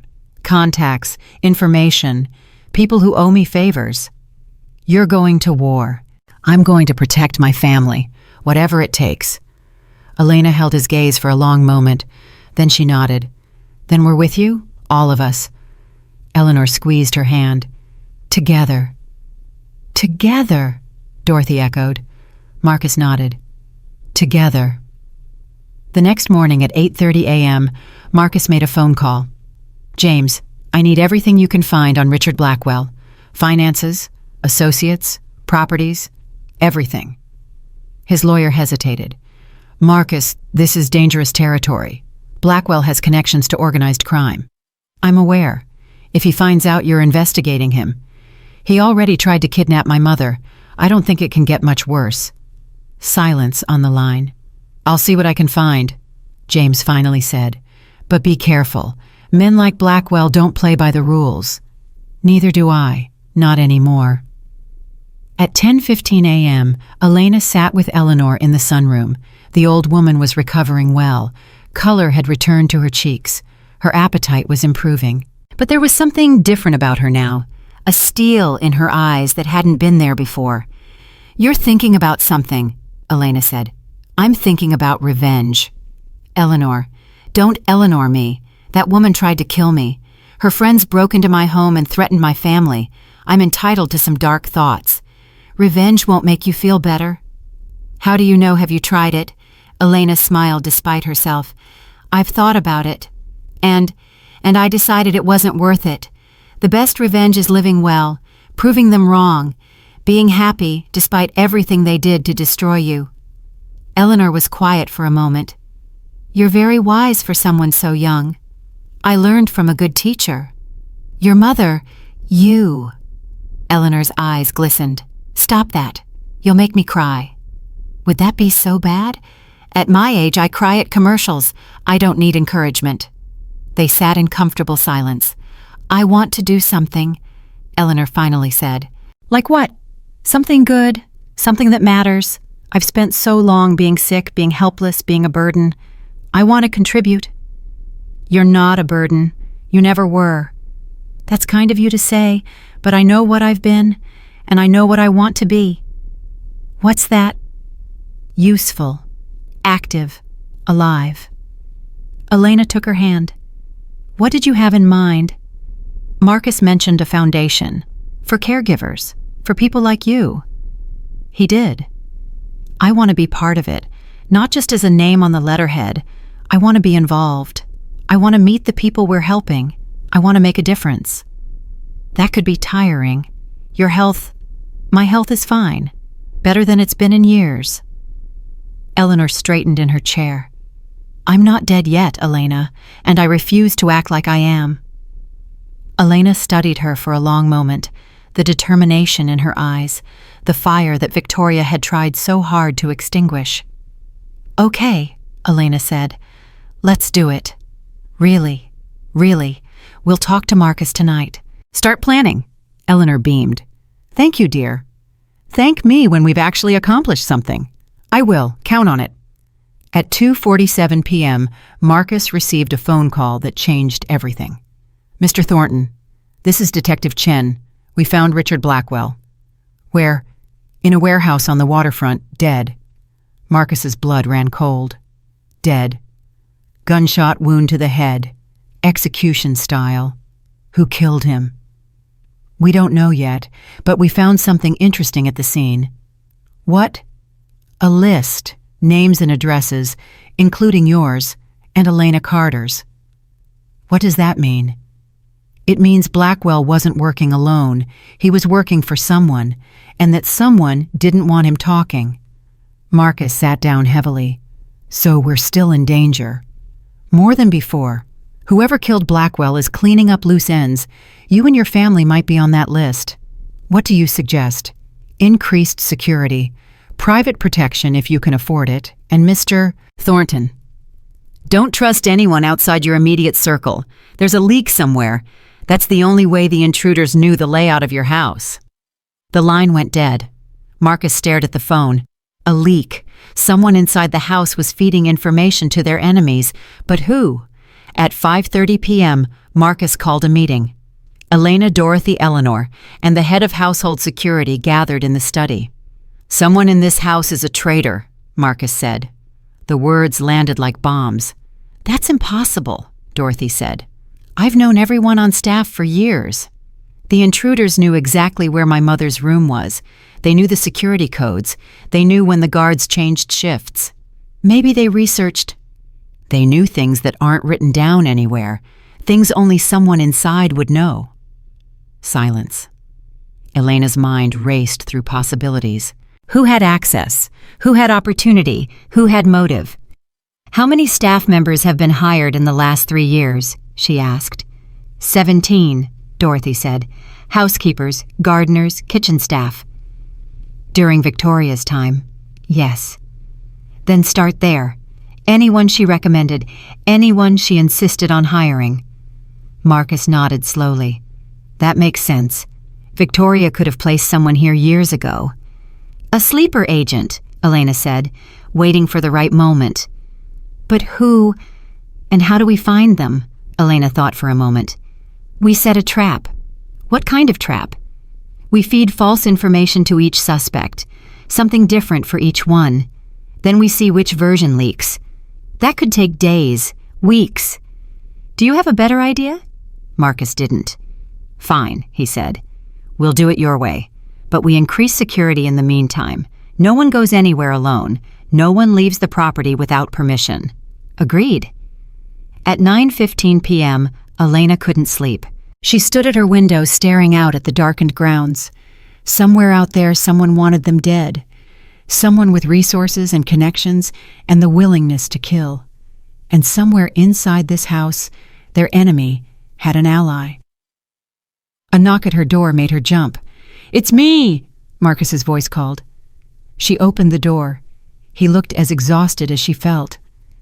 "Can't sleep either," she asked. "Not even close. Want to come in?" He hesitated, then nodded. They sat in chairs by the window, staring at the same darkness. "I keep thinking about what Detective Chen said," Marcus admitted, "about not trusting anyone. Do you trust me? You're the only person I trust completely, you and Dorothy, and my mother." "Not much of a list." "No, it isn't." He turned to face her. "Elena, I need to ask you something. Anything. Why did you come back? After everything I did to you. After I fired you, destroyed your reputation, refused to believe you. Why didn't you just walk away?" Elena was quiet for a long moment. "Because walking away was never an option," she finally said. "Not really. Why not?" "Because your mother needed me. Because the truth needed to come out. Because—" She stopped. "Because what?" "Because I don't know how to quit. It's a character flaw, probably. My mother used to say I was stubborn as a mule and twice as hard-headed." Marcus smiled faintly. "She sounds like she was a wise woman." "She was. She died when I was 25. Cancer." "I'm sorry." "Me too. But she taught me something before she went, something I've never forgotten." "What?" She said, "Elena, life will knock you down 100 times, 1,000 times. The only thing that matters is whether you get back up." Did she get back up? Every single time, until she couldn't anymore. Elena's eyes glistened. "That's why I came back, Marcus. Not because I'm brave, not because I'm special, because getting back up is the only thing I know how to do." Marcus reached out and took her hand. "You are brave," he said, "and you are special. Don't let anyone tell you otherwise. Even you, especially me. I've been wrong about a lot of things, but not about you. Never about you." They sat in silence, hands intertwined, watching the darkness slowly give way to dawn. The next morning at 7:30 a.m., Dorothy brought news. "I found something," she said, "in the personnel files." "What?" Marcus asked. "A new hire from 2 years ago, kitchen assistant named Thomas Reed. Victoria recommended him personally. What about him? He's been making phone calls, late at night, to a burner phone. How do you know? I bribed the phone company. Dorothy smiled grimly. Don't look so shocked. I've been in this business for 40 years. I know how to get information. Can we prove he's the leak? Not yet, but I have an idea. What kind of idea? We feed him false information. Say that Mrs. Thornton is being moved to a safe house tomorrow night. Specific address, specific time. And if he's the leak, then whoever he's working for will show up at that address, and we'll be waiting. Marcus considered this. It's dangerous. Everything is dangerous right now. At least this way we're on the offensive. Elena nodded. I say we do it. So do I, Eleanor added from her chair. I'm tired of being a target. It's time to fight back. Marcus looked at them all. His mother, his housekeeper, the woman who had saved them all. Okay, he said. Let's catch ourselves a traitor. At 4:00 p.m., Marcus called Thomas Reed into his study. Thomas, I need to discuss something sensitive with you. Of course, Mr. Thornton. We're moving my mother to a safe house tomorrow night, for security reasons. I need you to prepare a week's worth of meals for transport. Yes, sir. Where is the safe house? 142 Harbor View Lane. She'll be there by 10 p.m. I understand, sir. This information is confidential. Tell no one. Of course, sir. Thomas left. Marcus watched him go, his jaw tight. Now they waited. At 11:45 p.m. that night, Marcus, Elena, and a team of private security operatives surrounded 142 Harbor View Lane. The house was empty. A decoy. A trap. Movement, one of the operatives whispered through the radio. 2 vehicles approaching from the east. Hold positions, Marcus ordered. 2 black SUVs pulled up to the house. Doors opened. Armed men emerged. Now, Marcus said. Floodlights blazed to life. The intruders froze, caught like deer in headlights. Drop your weapons, Marcus shouted. You're surrounded. For a moment, nobody moved. Then one of the intruders raised his gun. Shots exploded from both sides. Elena pressed herself against the wall, heart pounding. This wasn't like the movies. This was loud, chaotic, terrifying. When the shooting stopped, 4 intruders lay on the ground. The rest had fled. Anyone hurt? Marcus called. No response from his team. Everyone was okay. Elena emerged from cover and approached one of the fallen intruders. He was still alive, barely blood pooling beneath him. Who sent you? She demanded. The man laughed, blood bubbling from his lips. You think this ends here? You have no idea what's coming. Tell me. Victoria Sterling was just the beginning. The people she worked for, they're everywhere. Government, business, law enforcement. You can't fight them. You can't hide from them. Who are they? You'll find out soon enough, when they come for you, when they... He coughed, choked, and went still. Elena stood slowly, her mind racing. Victoria Sterling was just the beginning. What had they stumbled into? At 6:30 a.m. the next morning, the police arrived to process the scene. Detective Chen pulled Marcus aside. We arrested Thomas Reed an hour ago. He confessed to everything. Victoria paid him $20,000 to spy on your family. What else did he tell you? Not much. He was a low-level asset. Didn't know who was really pulling the strings. So we're no closer to finding them. Actually, we might be. Detective Chen lowered her voice. One of the men you captured last night is talking. He's scared. He says he'll give us everything in exchange for protection. What kind of everything? Names, dates, bank accounts, the whole network. When? Today. We're meeting with the DA this afternoon. Marcus felt something he hadn't felt in weeks. Hope. Thank you, Detective. Don't thank me yet. This is far from over. At 2:15 p.m., Elena sat with Eleanor in the garden. The old woman was enjoying the sunshine, her face peaceful despite everything that had happened. You look happy, Elena observed. I am happy, for the first time in years. Despite the assassins, the traitors, the mysterious criminal organization trying to kill us, Eleanor laughed.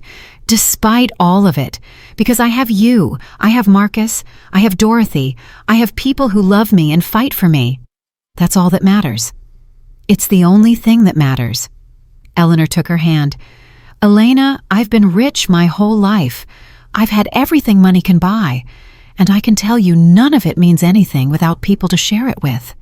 That's very wise. I'm very old. Wisdom comes with the territory. Eleanor paused. I want to tell you something. What? I've changed my will. Elena blinked. Mrs. Thornton. Eleanor.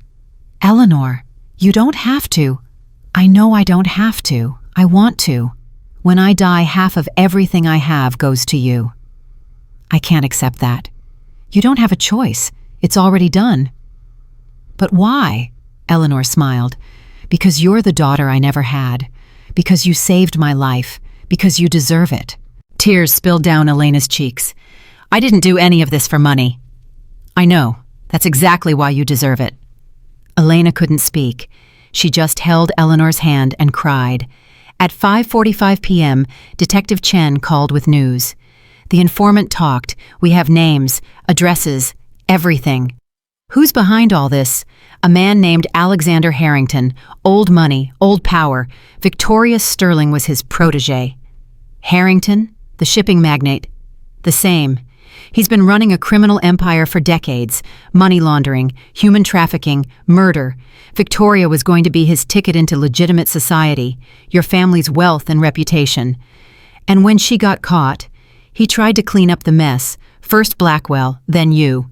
What happens now? We're executing arrest warrants as we speak. Harrington, his associates, everyone. It's over. Almost. There's one more thing. What? Victoria Sterling.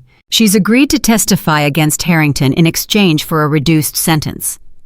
Marcus was silent for a long moment. Let her, he finally said. I don't care what happens to Victoria. I just want this to be over. It will be Mr. Thornton. Soon. That night at 8:00 p.m., the television news showed Alexander Harrington being led away in handcuffs. Elena, Marcus, Eleanor, and Dorothy watched together. It's really over, Dorothy said, wonder in her voice. It's really over, Marcus confirmed. Eleanor reached out and took Elena's hand. Thank you, she said, for everything. Elena squeezed back. Always. Marcus cleared his throat. There's something I want to say. Everyone turned to look at him. 3 weeks ago, I was blind, stupid, cruel. I trusted the wrong person and punished the right one. I don't know if I can ever make up for what I did. Marcus? Elena started. Let me finish, please. He took a breath. I've learned something through all of this, something important. What more? That family isn't about blood, it's about choice. It's about showing up when things are hard. It's about fighting for the people you love. He looked at Elena. You showed up. You fought. You saved us all. I had help. You led the way. He paused. I'm asking you to stay, not as an employee, not as a caregiver, as family. Elena's breath caught. What are you saying? I'm saying this house needs you. My mother needs you. I need you. The room was silent. Eleanor beamed. Dorothy dabbed at her eyes. Elena looked at Marcus, at the sincerity in his face, at the hope in his eyes. Yes, she said. I'll stay. Marcus smiled. The first real smile she'd ever seen from him. Welcome home, Elena Carter. Welcome home, Eleanor echoed. Welcome home, Dorothy added. And for the first time in her life, Elena knew exactly where she belonged. 6 months had passed since Alexander Harrington's arrest. 6 months of healing. 6 months of rebuilding. 6 months of learning what family truly meant. Elena stood in front of the mirror at 7:15 a.m., adjusting the collar of her new blazer. Today was the day. The Eleanor Thornton Foundation was officially launching, and 300 guests were expected at the ceremony. You look beautiful, Eleanor said from the doorway. Elena turned and smiled. You're supposed to be resting. I've rested enough for a lifetime. Today, I want to celebrate. The doctors say a lot of things. I stopped listening months ago. Elena laughed. Some things never changed. Eleanor Thornton was as stubborn as ever, and Elena loved her for it. At least let me help you get ready, Elena said. I thought you'd never ask. At 9:30 a.m., the phone rang. Marcus answered, and his face went pale. When? he asked. Are you sure? Elena watched him, her heart sinking. She knew that look. Something was wrong. Marcus hung up and turned to face her. Victoria escaped. The words hit Elena like a physical blow. What? How? During a prisoner transfer, someone on the inside helped her. Harrington's people? Most likely. The FBI is searching, but she's gone. Elena's hands trembled. After everything they'd been through, after everything they'd survived, Victoria was free. We have to cancel the ceremony, she said. No. Marcus, she could be anywhere. She could be planning. If we cancel, she wins. We've spent 6 months building this foundation. We've spent 6 months proving that the truth matters. I'm not going to let Victoria Sterling take that away from us. But Eleanor, we'll be surrounded by security. So will you. So will everyone. It's too dangerous. Living is dangerous. That doesn't mean we stop. Elena stared at him. The man who had once been too blind to see the truth was now the one fighting for it. Okay, she finally said, but if anything happens, nothing will happen. I promise. At 11:00 a.m., guests began arriving for the ceremony. Politicians, business leaders, journalists, caregivers from across the country. The ballroom filled with people who had come to witness something unprecedented, a billionaire using his wealth to protect the most vulnerable workers in society. Elena moved through the crowd, shaking hands, answering questions, trying to ignore the knot of fear in her stomach. Victoria was out there somewhere, watching, waiting, planning. But Marcus was right. They couldn't stop living. They couldn't let fear win. Ms. Carter. Elena turned. A young woman stood before her, no older than 25, wearing a simple dress and a nervous smile. My name is Sarah Mitchell. I'm a caregiver from Detroit. It's nice to meet you, Sarah. I just wanted to say thank you for what you're doing, for what you've been through. I haven't done anything special. Yes, you have. Sarah's eyes filled with tears. I was fired last year. My employer accused me of stealing. It wasn't true, but no one believed me. I lost my job, my apartment, my reputation. I almost gave up. Elena's heart clenched. I'm so sorry. Don't be. Because then I heard about you, about what happened to you, about how you fought back and won. Sarah wiped her eyes. You gave me hope, Ms. Carter. You showed me that the truth matters, that people like us matter. Elena couldn't speak. She pulled Sarah into a hug. Thank you, she whispered. Thank you for telling me. No, thank you for everything. At 12:30 p.m., Eleanor took the stage. She walked slowly, leaning on a cane, but her eyes were bright and her voice was strong. Good afternoon, she said. My name is Eleanor Thornton, and I should be dead. A murmur rippled through the crowd. 6 months ago, a woman I trusted tried to kill me. She drugged me. She isolated me.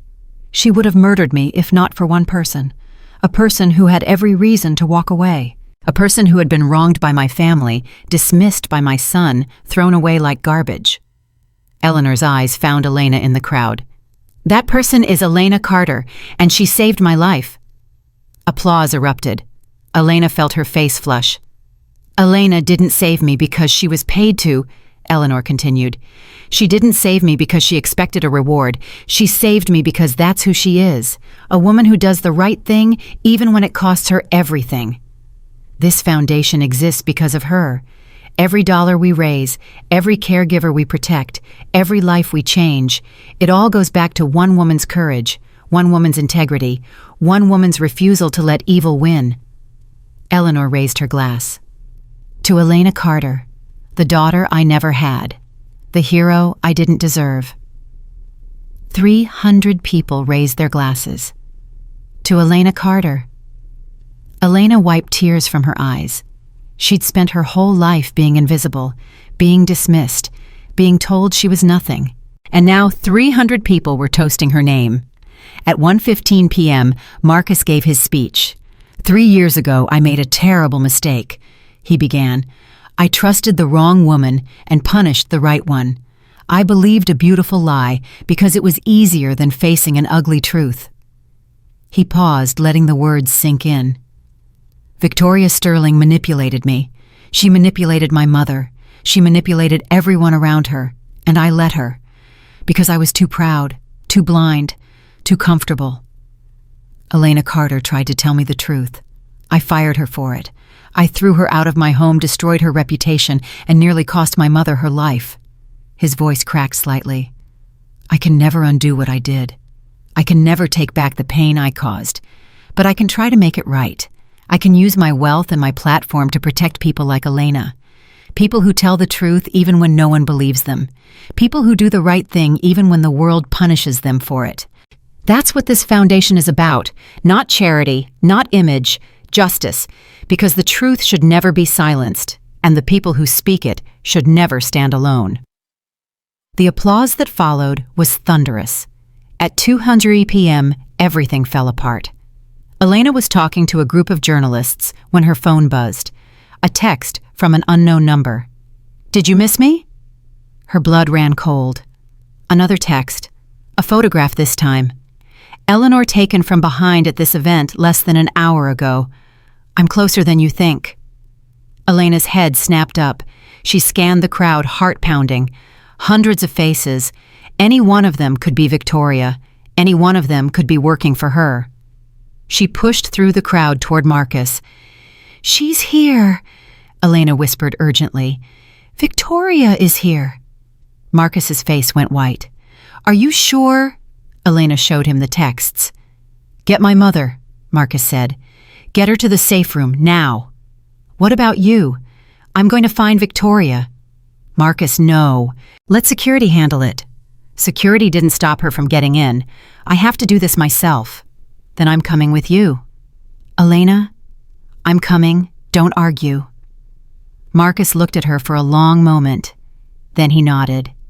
Together. Together.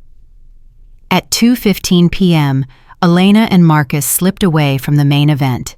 They moved through the mansion's corridors, checking every room, every closet, every shadow.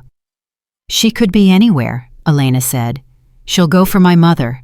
That's what she wants. Revenge." "Then we need to make sure she doesn't get it." They reached the staircase leading to the private quarters. A security guard lay unconscious at the bottom. "She's already up there," Marcus said. They ran. At 2:22 p.m., they burst into Eleanor's bedroom. Dorothy lay on the floor, groaning, a bruise forming on her forehead. The room was empty. "Where is she?" Elena demanded. "Where's Eleanor?"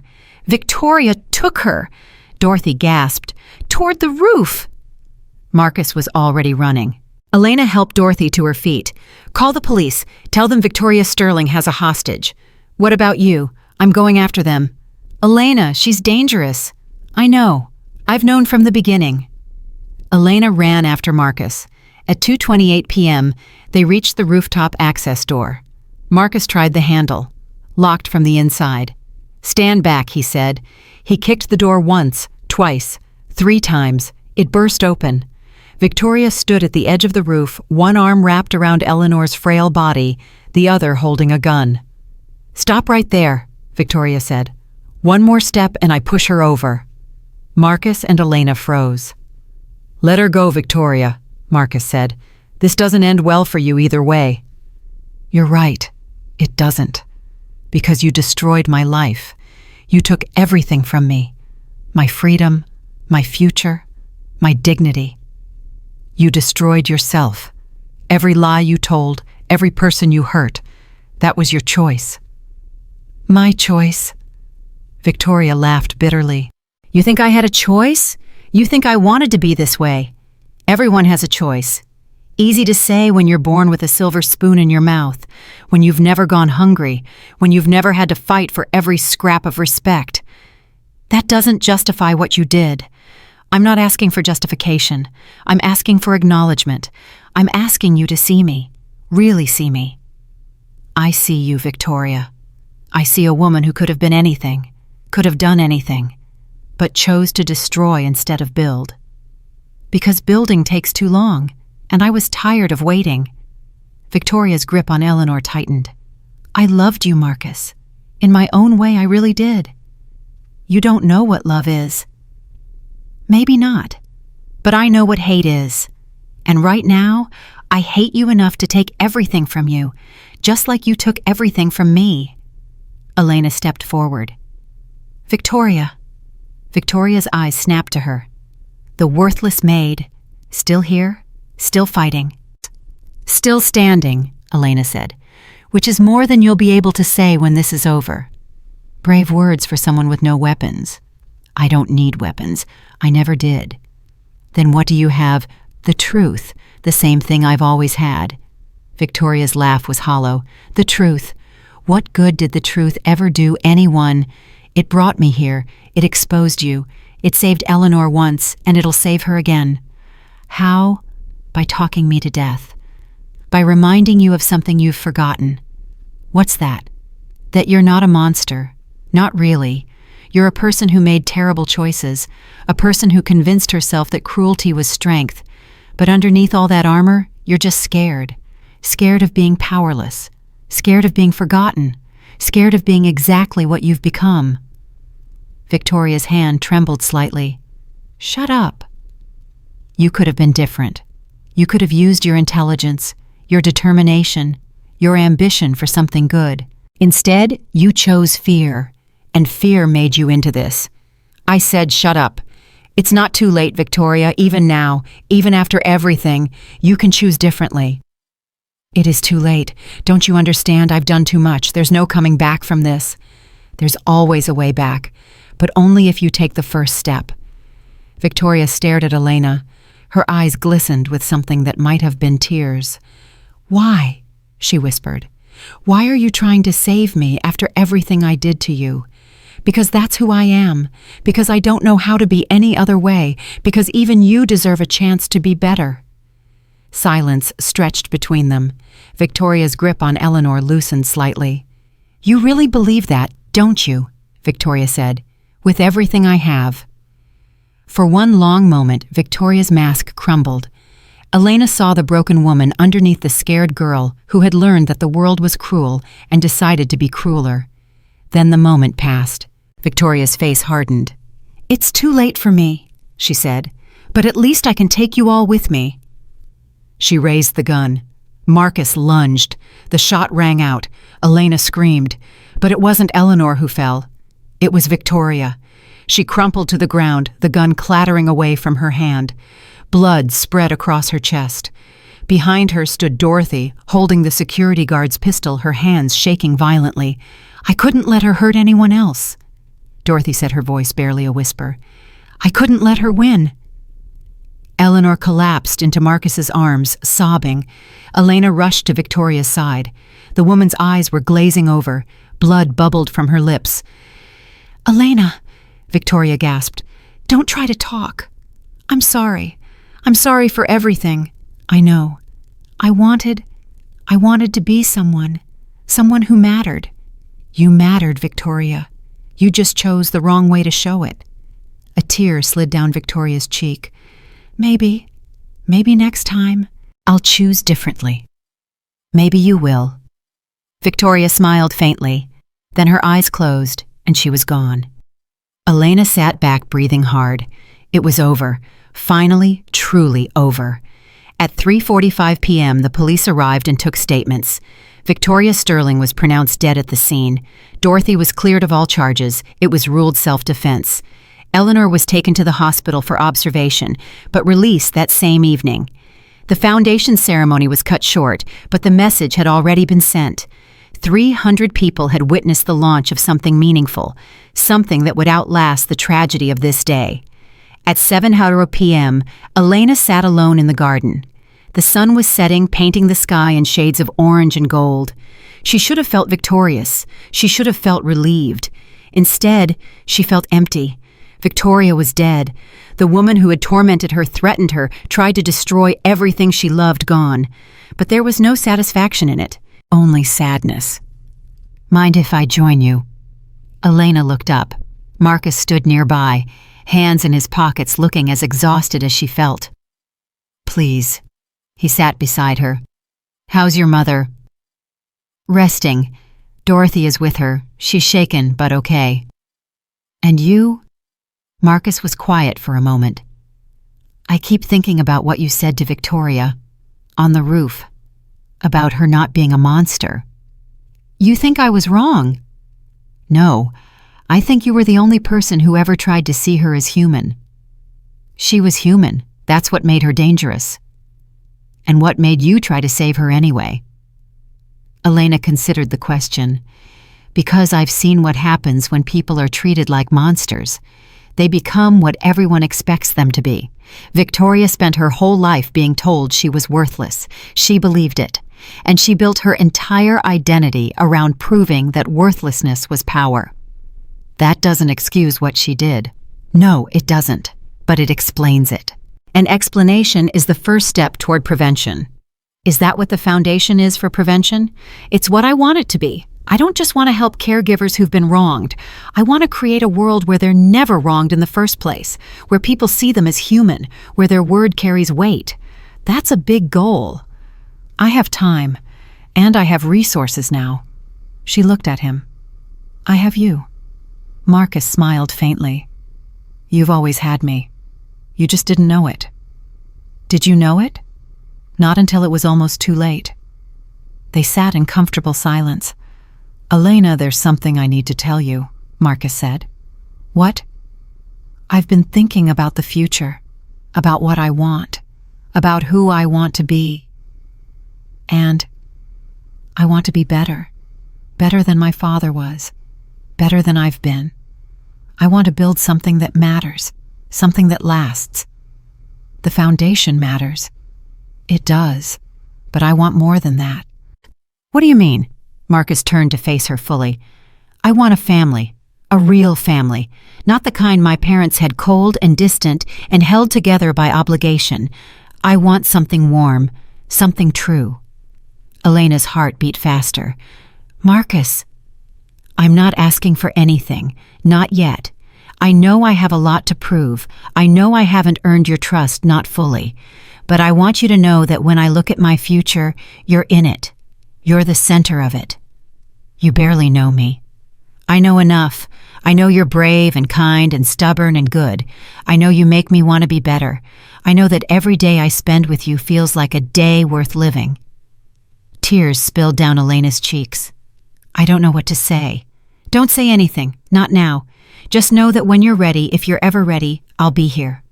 Elena looked at this man who had once been her enemy, who had thrown her away, who had believed lies over truth, and she saw what he had become, what he was still becoming. I'll think about it, she said softly. Marcus nodded. That's all I ask. 1 year later, the Eleanor Thornton Foundation had helped over 2,000 caregivers across the country. Elena stood at the podium of their annual gala, looking out at a crowd of 500 people. 1 year ago, she began, I stood in this room and wondered if any of this was real. I had spent most of my life being invisible, being dismissed, being told that people like me don't matter. She paused. I was wrong, and so was everyone who ever told me that. Caregivers matter. The people who hold our hands when we're scared matter. The people who clean up after us and feed us and sit with us through the long nights, they matter. And this foundation exists to prove it.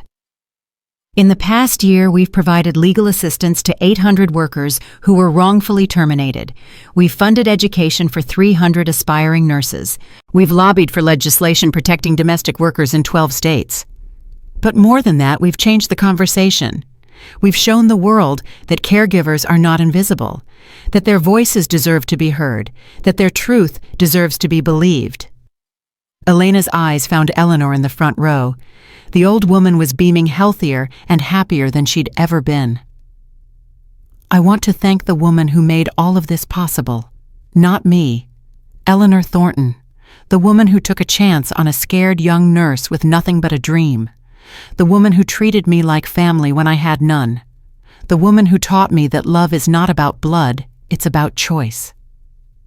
Eleanor, this foundation bears your name because you showed me what courage looks like, what grace looks like, what it means to fight for the people you love. Thank you for choosing me. Thank you for believing in me. Thank you for giving me a home. Eleanor wiped tears from her eyes and mouthed the words, "I love you." Elena mouthed them back, "I love you too." After the speech, Marcus found Elena in the crowd. "You were incredible," he said. "I was terrified. It didn't show." "Good, because my knees were shaking the entire time." Marcus laughed. It was a sound Elena had come to love over the past year, real and warm and unguarded. "There's something I want to ask you," he said. "What? Not here. Come with me." He led her through the crowd out of the ballroom into the garden where they had sat 1 year ago. The same sunset, the same golden light, the same bench, but everything was different now. "I told you once that I would wait," Marcus said, "that when you were ready, I would be here." Elena's heart raced. "I remember. It's been a year of watching you build something extraordinary, a year of watching you become the person you were always meant to be, a year of falling more in love with you every single day. Marcus, I'm not asking you to decide anything tonight, but I wanted you to know how I feel, how I've felt for a long time." He reached into his pocket and pulled out a small velvet box. Elena's breath caught. "I love you, Elena Carter. I love your courage and your kindness and your stubborn refusal to give up. I love the way you care for my mother. I love the way you've changed me. I love everything about you." He opened the box. Inside was a simple diamond ring, beautiful in its elegance. "Will you marry me?" Elena stared at the ring, stared at the man holding it, stared at the life that was being offered to her. A year ago she had been homeless, jobless, alone. The world had told her she was nothing, and she had almost believed it. But she had fought, she had refused to surrender, she had held on to the truth even when no one believed her. And now she stood here surrounded by people who loved her, building something that would outlast them all. "Yes," she said. Marcus's face broke into the widest smile she had ever seen. "Yes, yes, 1,000 times yes." He slipped the ring onto her finger and pulled her into his arms. They stood there in the golden light, holding each other finally home. 3 months later, they were married in the garden of the Thornton estate. Eleanor walked Elena down the aisle, her cane replaced by her new daughter's arm. "I'm so proud of you," Eleanor whispered. "I couldn't have done any of this without you." "Yes, you could have. You just wouldn't have wanted to." Elena laughed through her tears. At the altar, Marcus waited. His eyes were bright with emotion. His hands trembled slightly as he took hers. "I promise to see you," he said during their vows, "to really see you every day for the rest of our lives. I promise to believe you, to trust you, to fight for you. I promise to be the man you deserve, today and always." Elena squeezed his hands. "I promise to stand by you," she said, "through every storm, every challenge, every doubt. I promise to tell you the truth even when it's hard. I promise to love you not for your money, not for your name, but for who you are, today and always." Dorothy sobbed in the front row. Margaret Chen dabbed at her eyes. 300 guests watched two people who had nearly destroyed each other instead choose to build something beautiful. "I now pronounce you husband and wife," the officiant said. "You may kiss the bride." Marcus kissed her, and the crowd erupted in applause. Elena Carter was no longer invisible. She was seen, she was loved, she was home. 5 years later, Elena stood on stage accepting a National Humanitarian Award. The audience was filled with politicians, celebrities, philanthropists. The Eleanor Thornton Foundation had become the largest caregiver advocacy organization in the country. They had changed laws in 38 states. They had helped over 50,000 workers. They had transformed an industry. "I want to tell you a story," Elena began, "about a maid who was fired for telling the truth." The audience leaned in. She didn't have money. She didn't have connections. She didn't have power. All she had was the courage to do what was right, even when the world punished her for it. That maid lost everything. Her job, her home, her reputation. But she didn't lose herself. She didn't lose her integrity. She didn't lose her belief that truth matters. And because she held on, because she refused to surrender, everything changed. Not just for her, for thousands of people like her. Elena's eyes swept the audience. I know many of you are facing your own battles, your own injustices, your own moments where the world tells you to stay quiet, to give up, to accept defeat. Don't. The truth always rises. It may take days, it may take months, it may take years, but it rises, and when it does, everything changes. I am living proof of that. I am standing here because I refuse to let a lie become my story. I refuse to let powerful people silence my voice. I refuse to believe that my truth didn't matter. Your truth matters too. Your voice matters. Your courage matters. Never forget that, and never ever stop fighting for what's right. The standing ovation lasted 5 minutes. That night, Elena returned home to find Marcus waiting for her. "How did it go?" he asked. "Standing ovation." "Of course. You're extraordinary." "I had a good teacher." He raised an eyebrow. "Me, your mother." Marcus laughed. "She'd love that." They walked together to Eleanor's room. The old woman was 92 now, frail, but still sharp. Her eyes lit up when she saw them. "I watched it on television," Eleanor said. "You were magnificent. I learned from the best. Flatterer. Truth-teller." Eleanor smiled and reached for Elena's hand. "I've lived a long life," Eleanor said. "I've seen fortunes made and lost. I've seen empires rise and fall, but nothing I've ever witnessed compares to what you've built. We built it together." "No, my dear, I just provided the resources. You provided the heart." Elena squeezed her hand. "Thank you for believing in me, when no one else did. Thank you for proving me right." They sat together in comfortable silence. 3 generations of the Thornton family, one by blood, one by marriage, one by choice, all bound together by love, all united by truth. Elena looked at the woman who had given her everything, at the man who had learned to see her, at the life she had built from nothing but courage and conviction, and she knew with absolute certainty that she was exactly where she was meant to be. The maid who had been thrown away had become someone who could never be forgotten. Because truth doesn't just matter. Truth transforms. Truth redeems. Truth wins. And Elena Carter would spend the rest of her life proving it. Not because she had to, but because she chose to. Every single day, until her very last breath. Because that's what heroes do.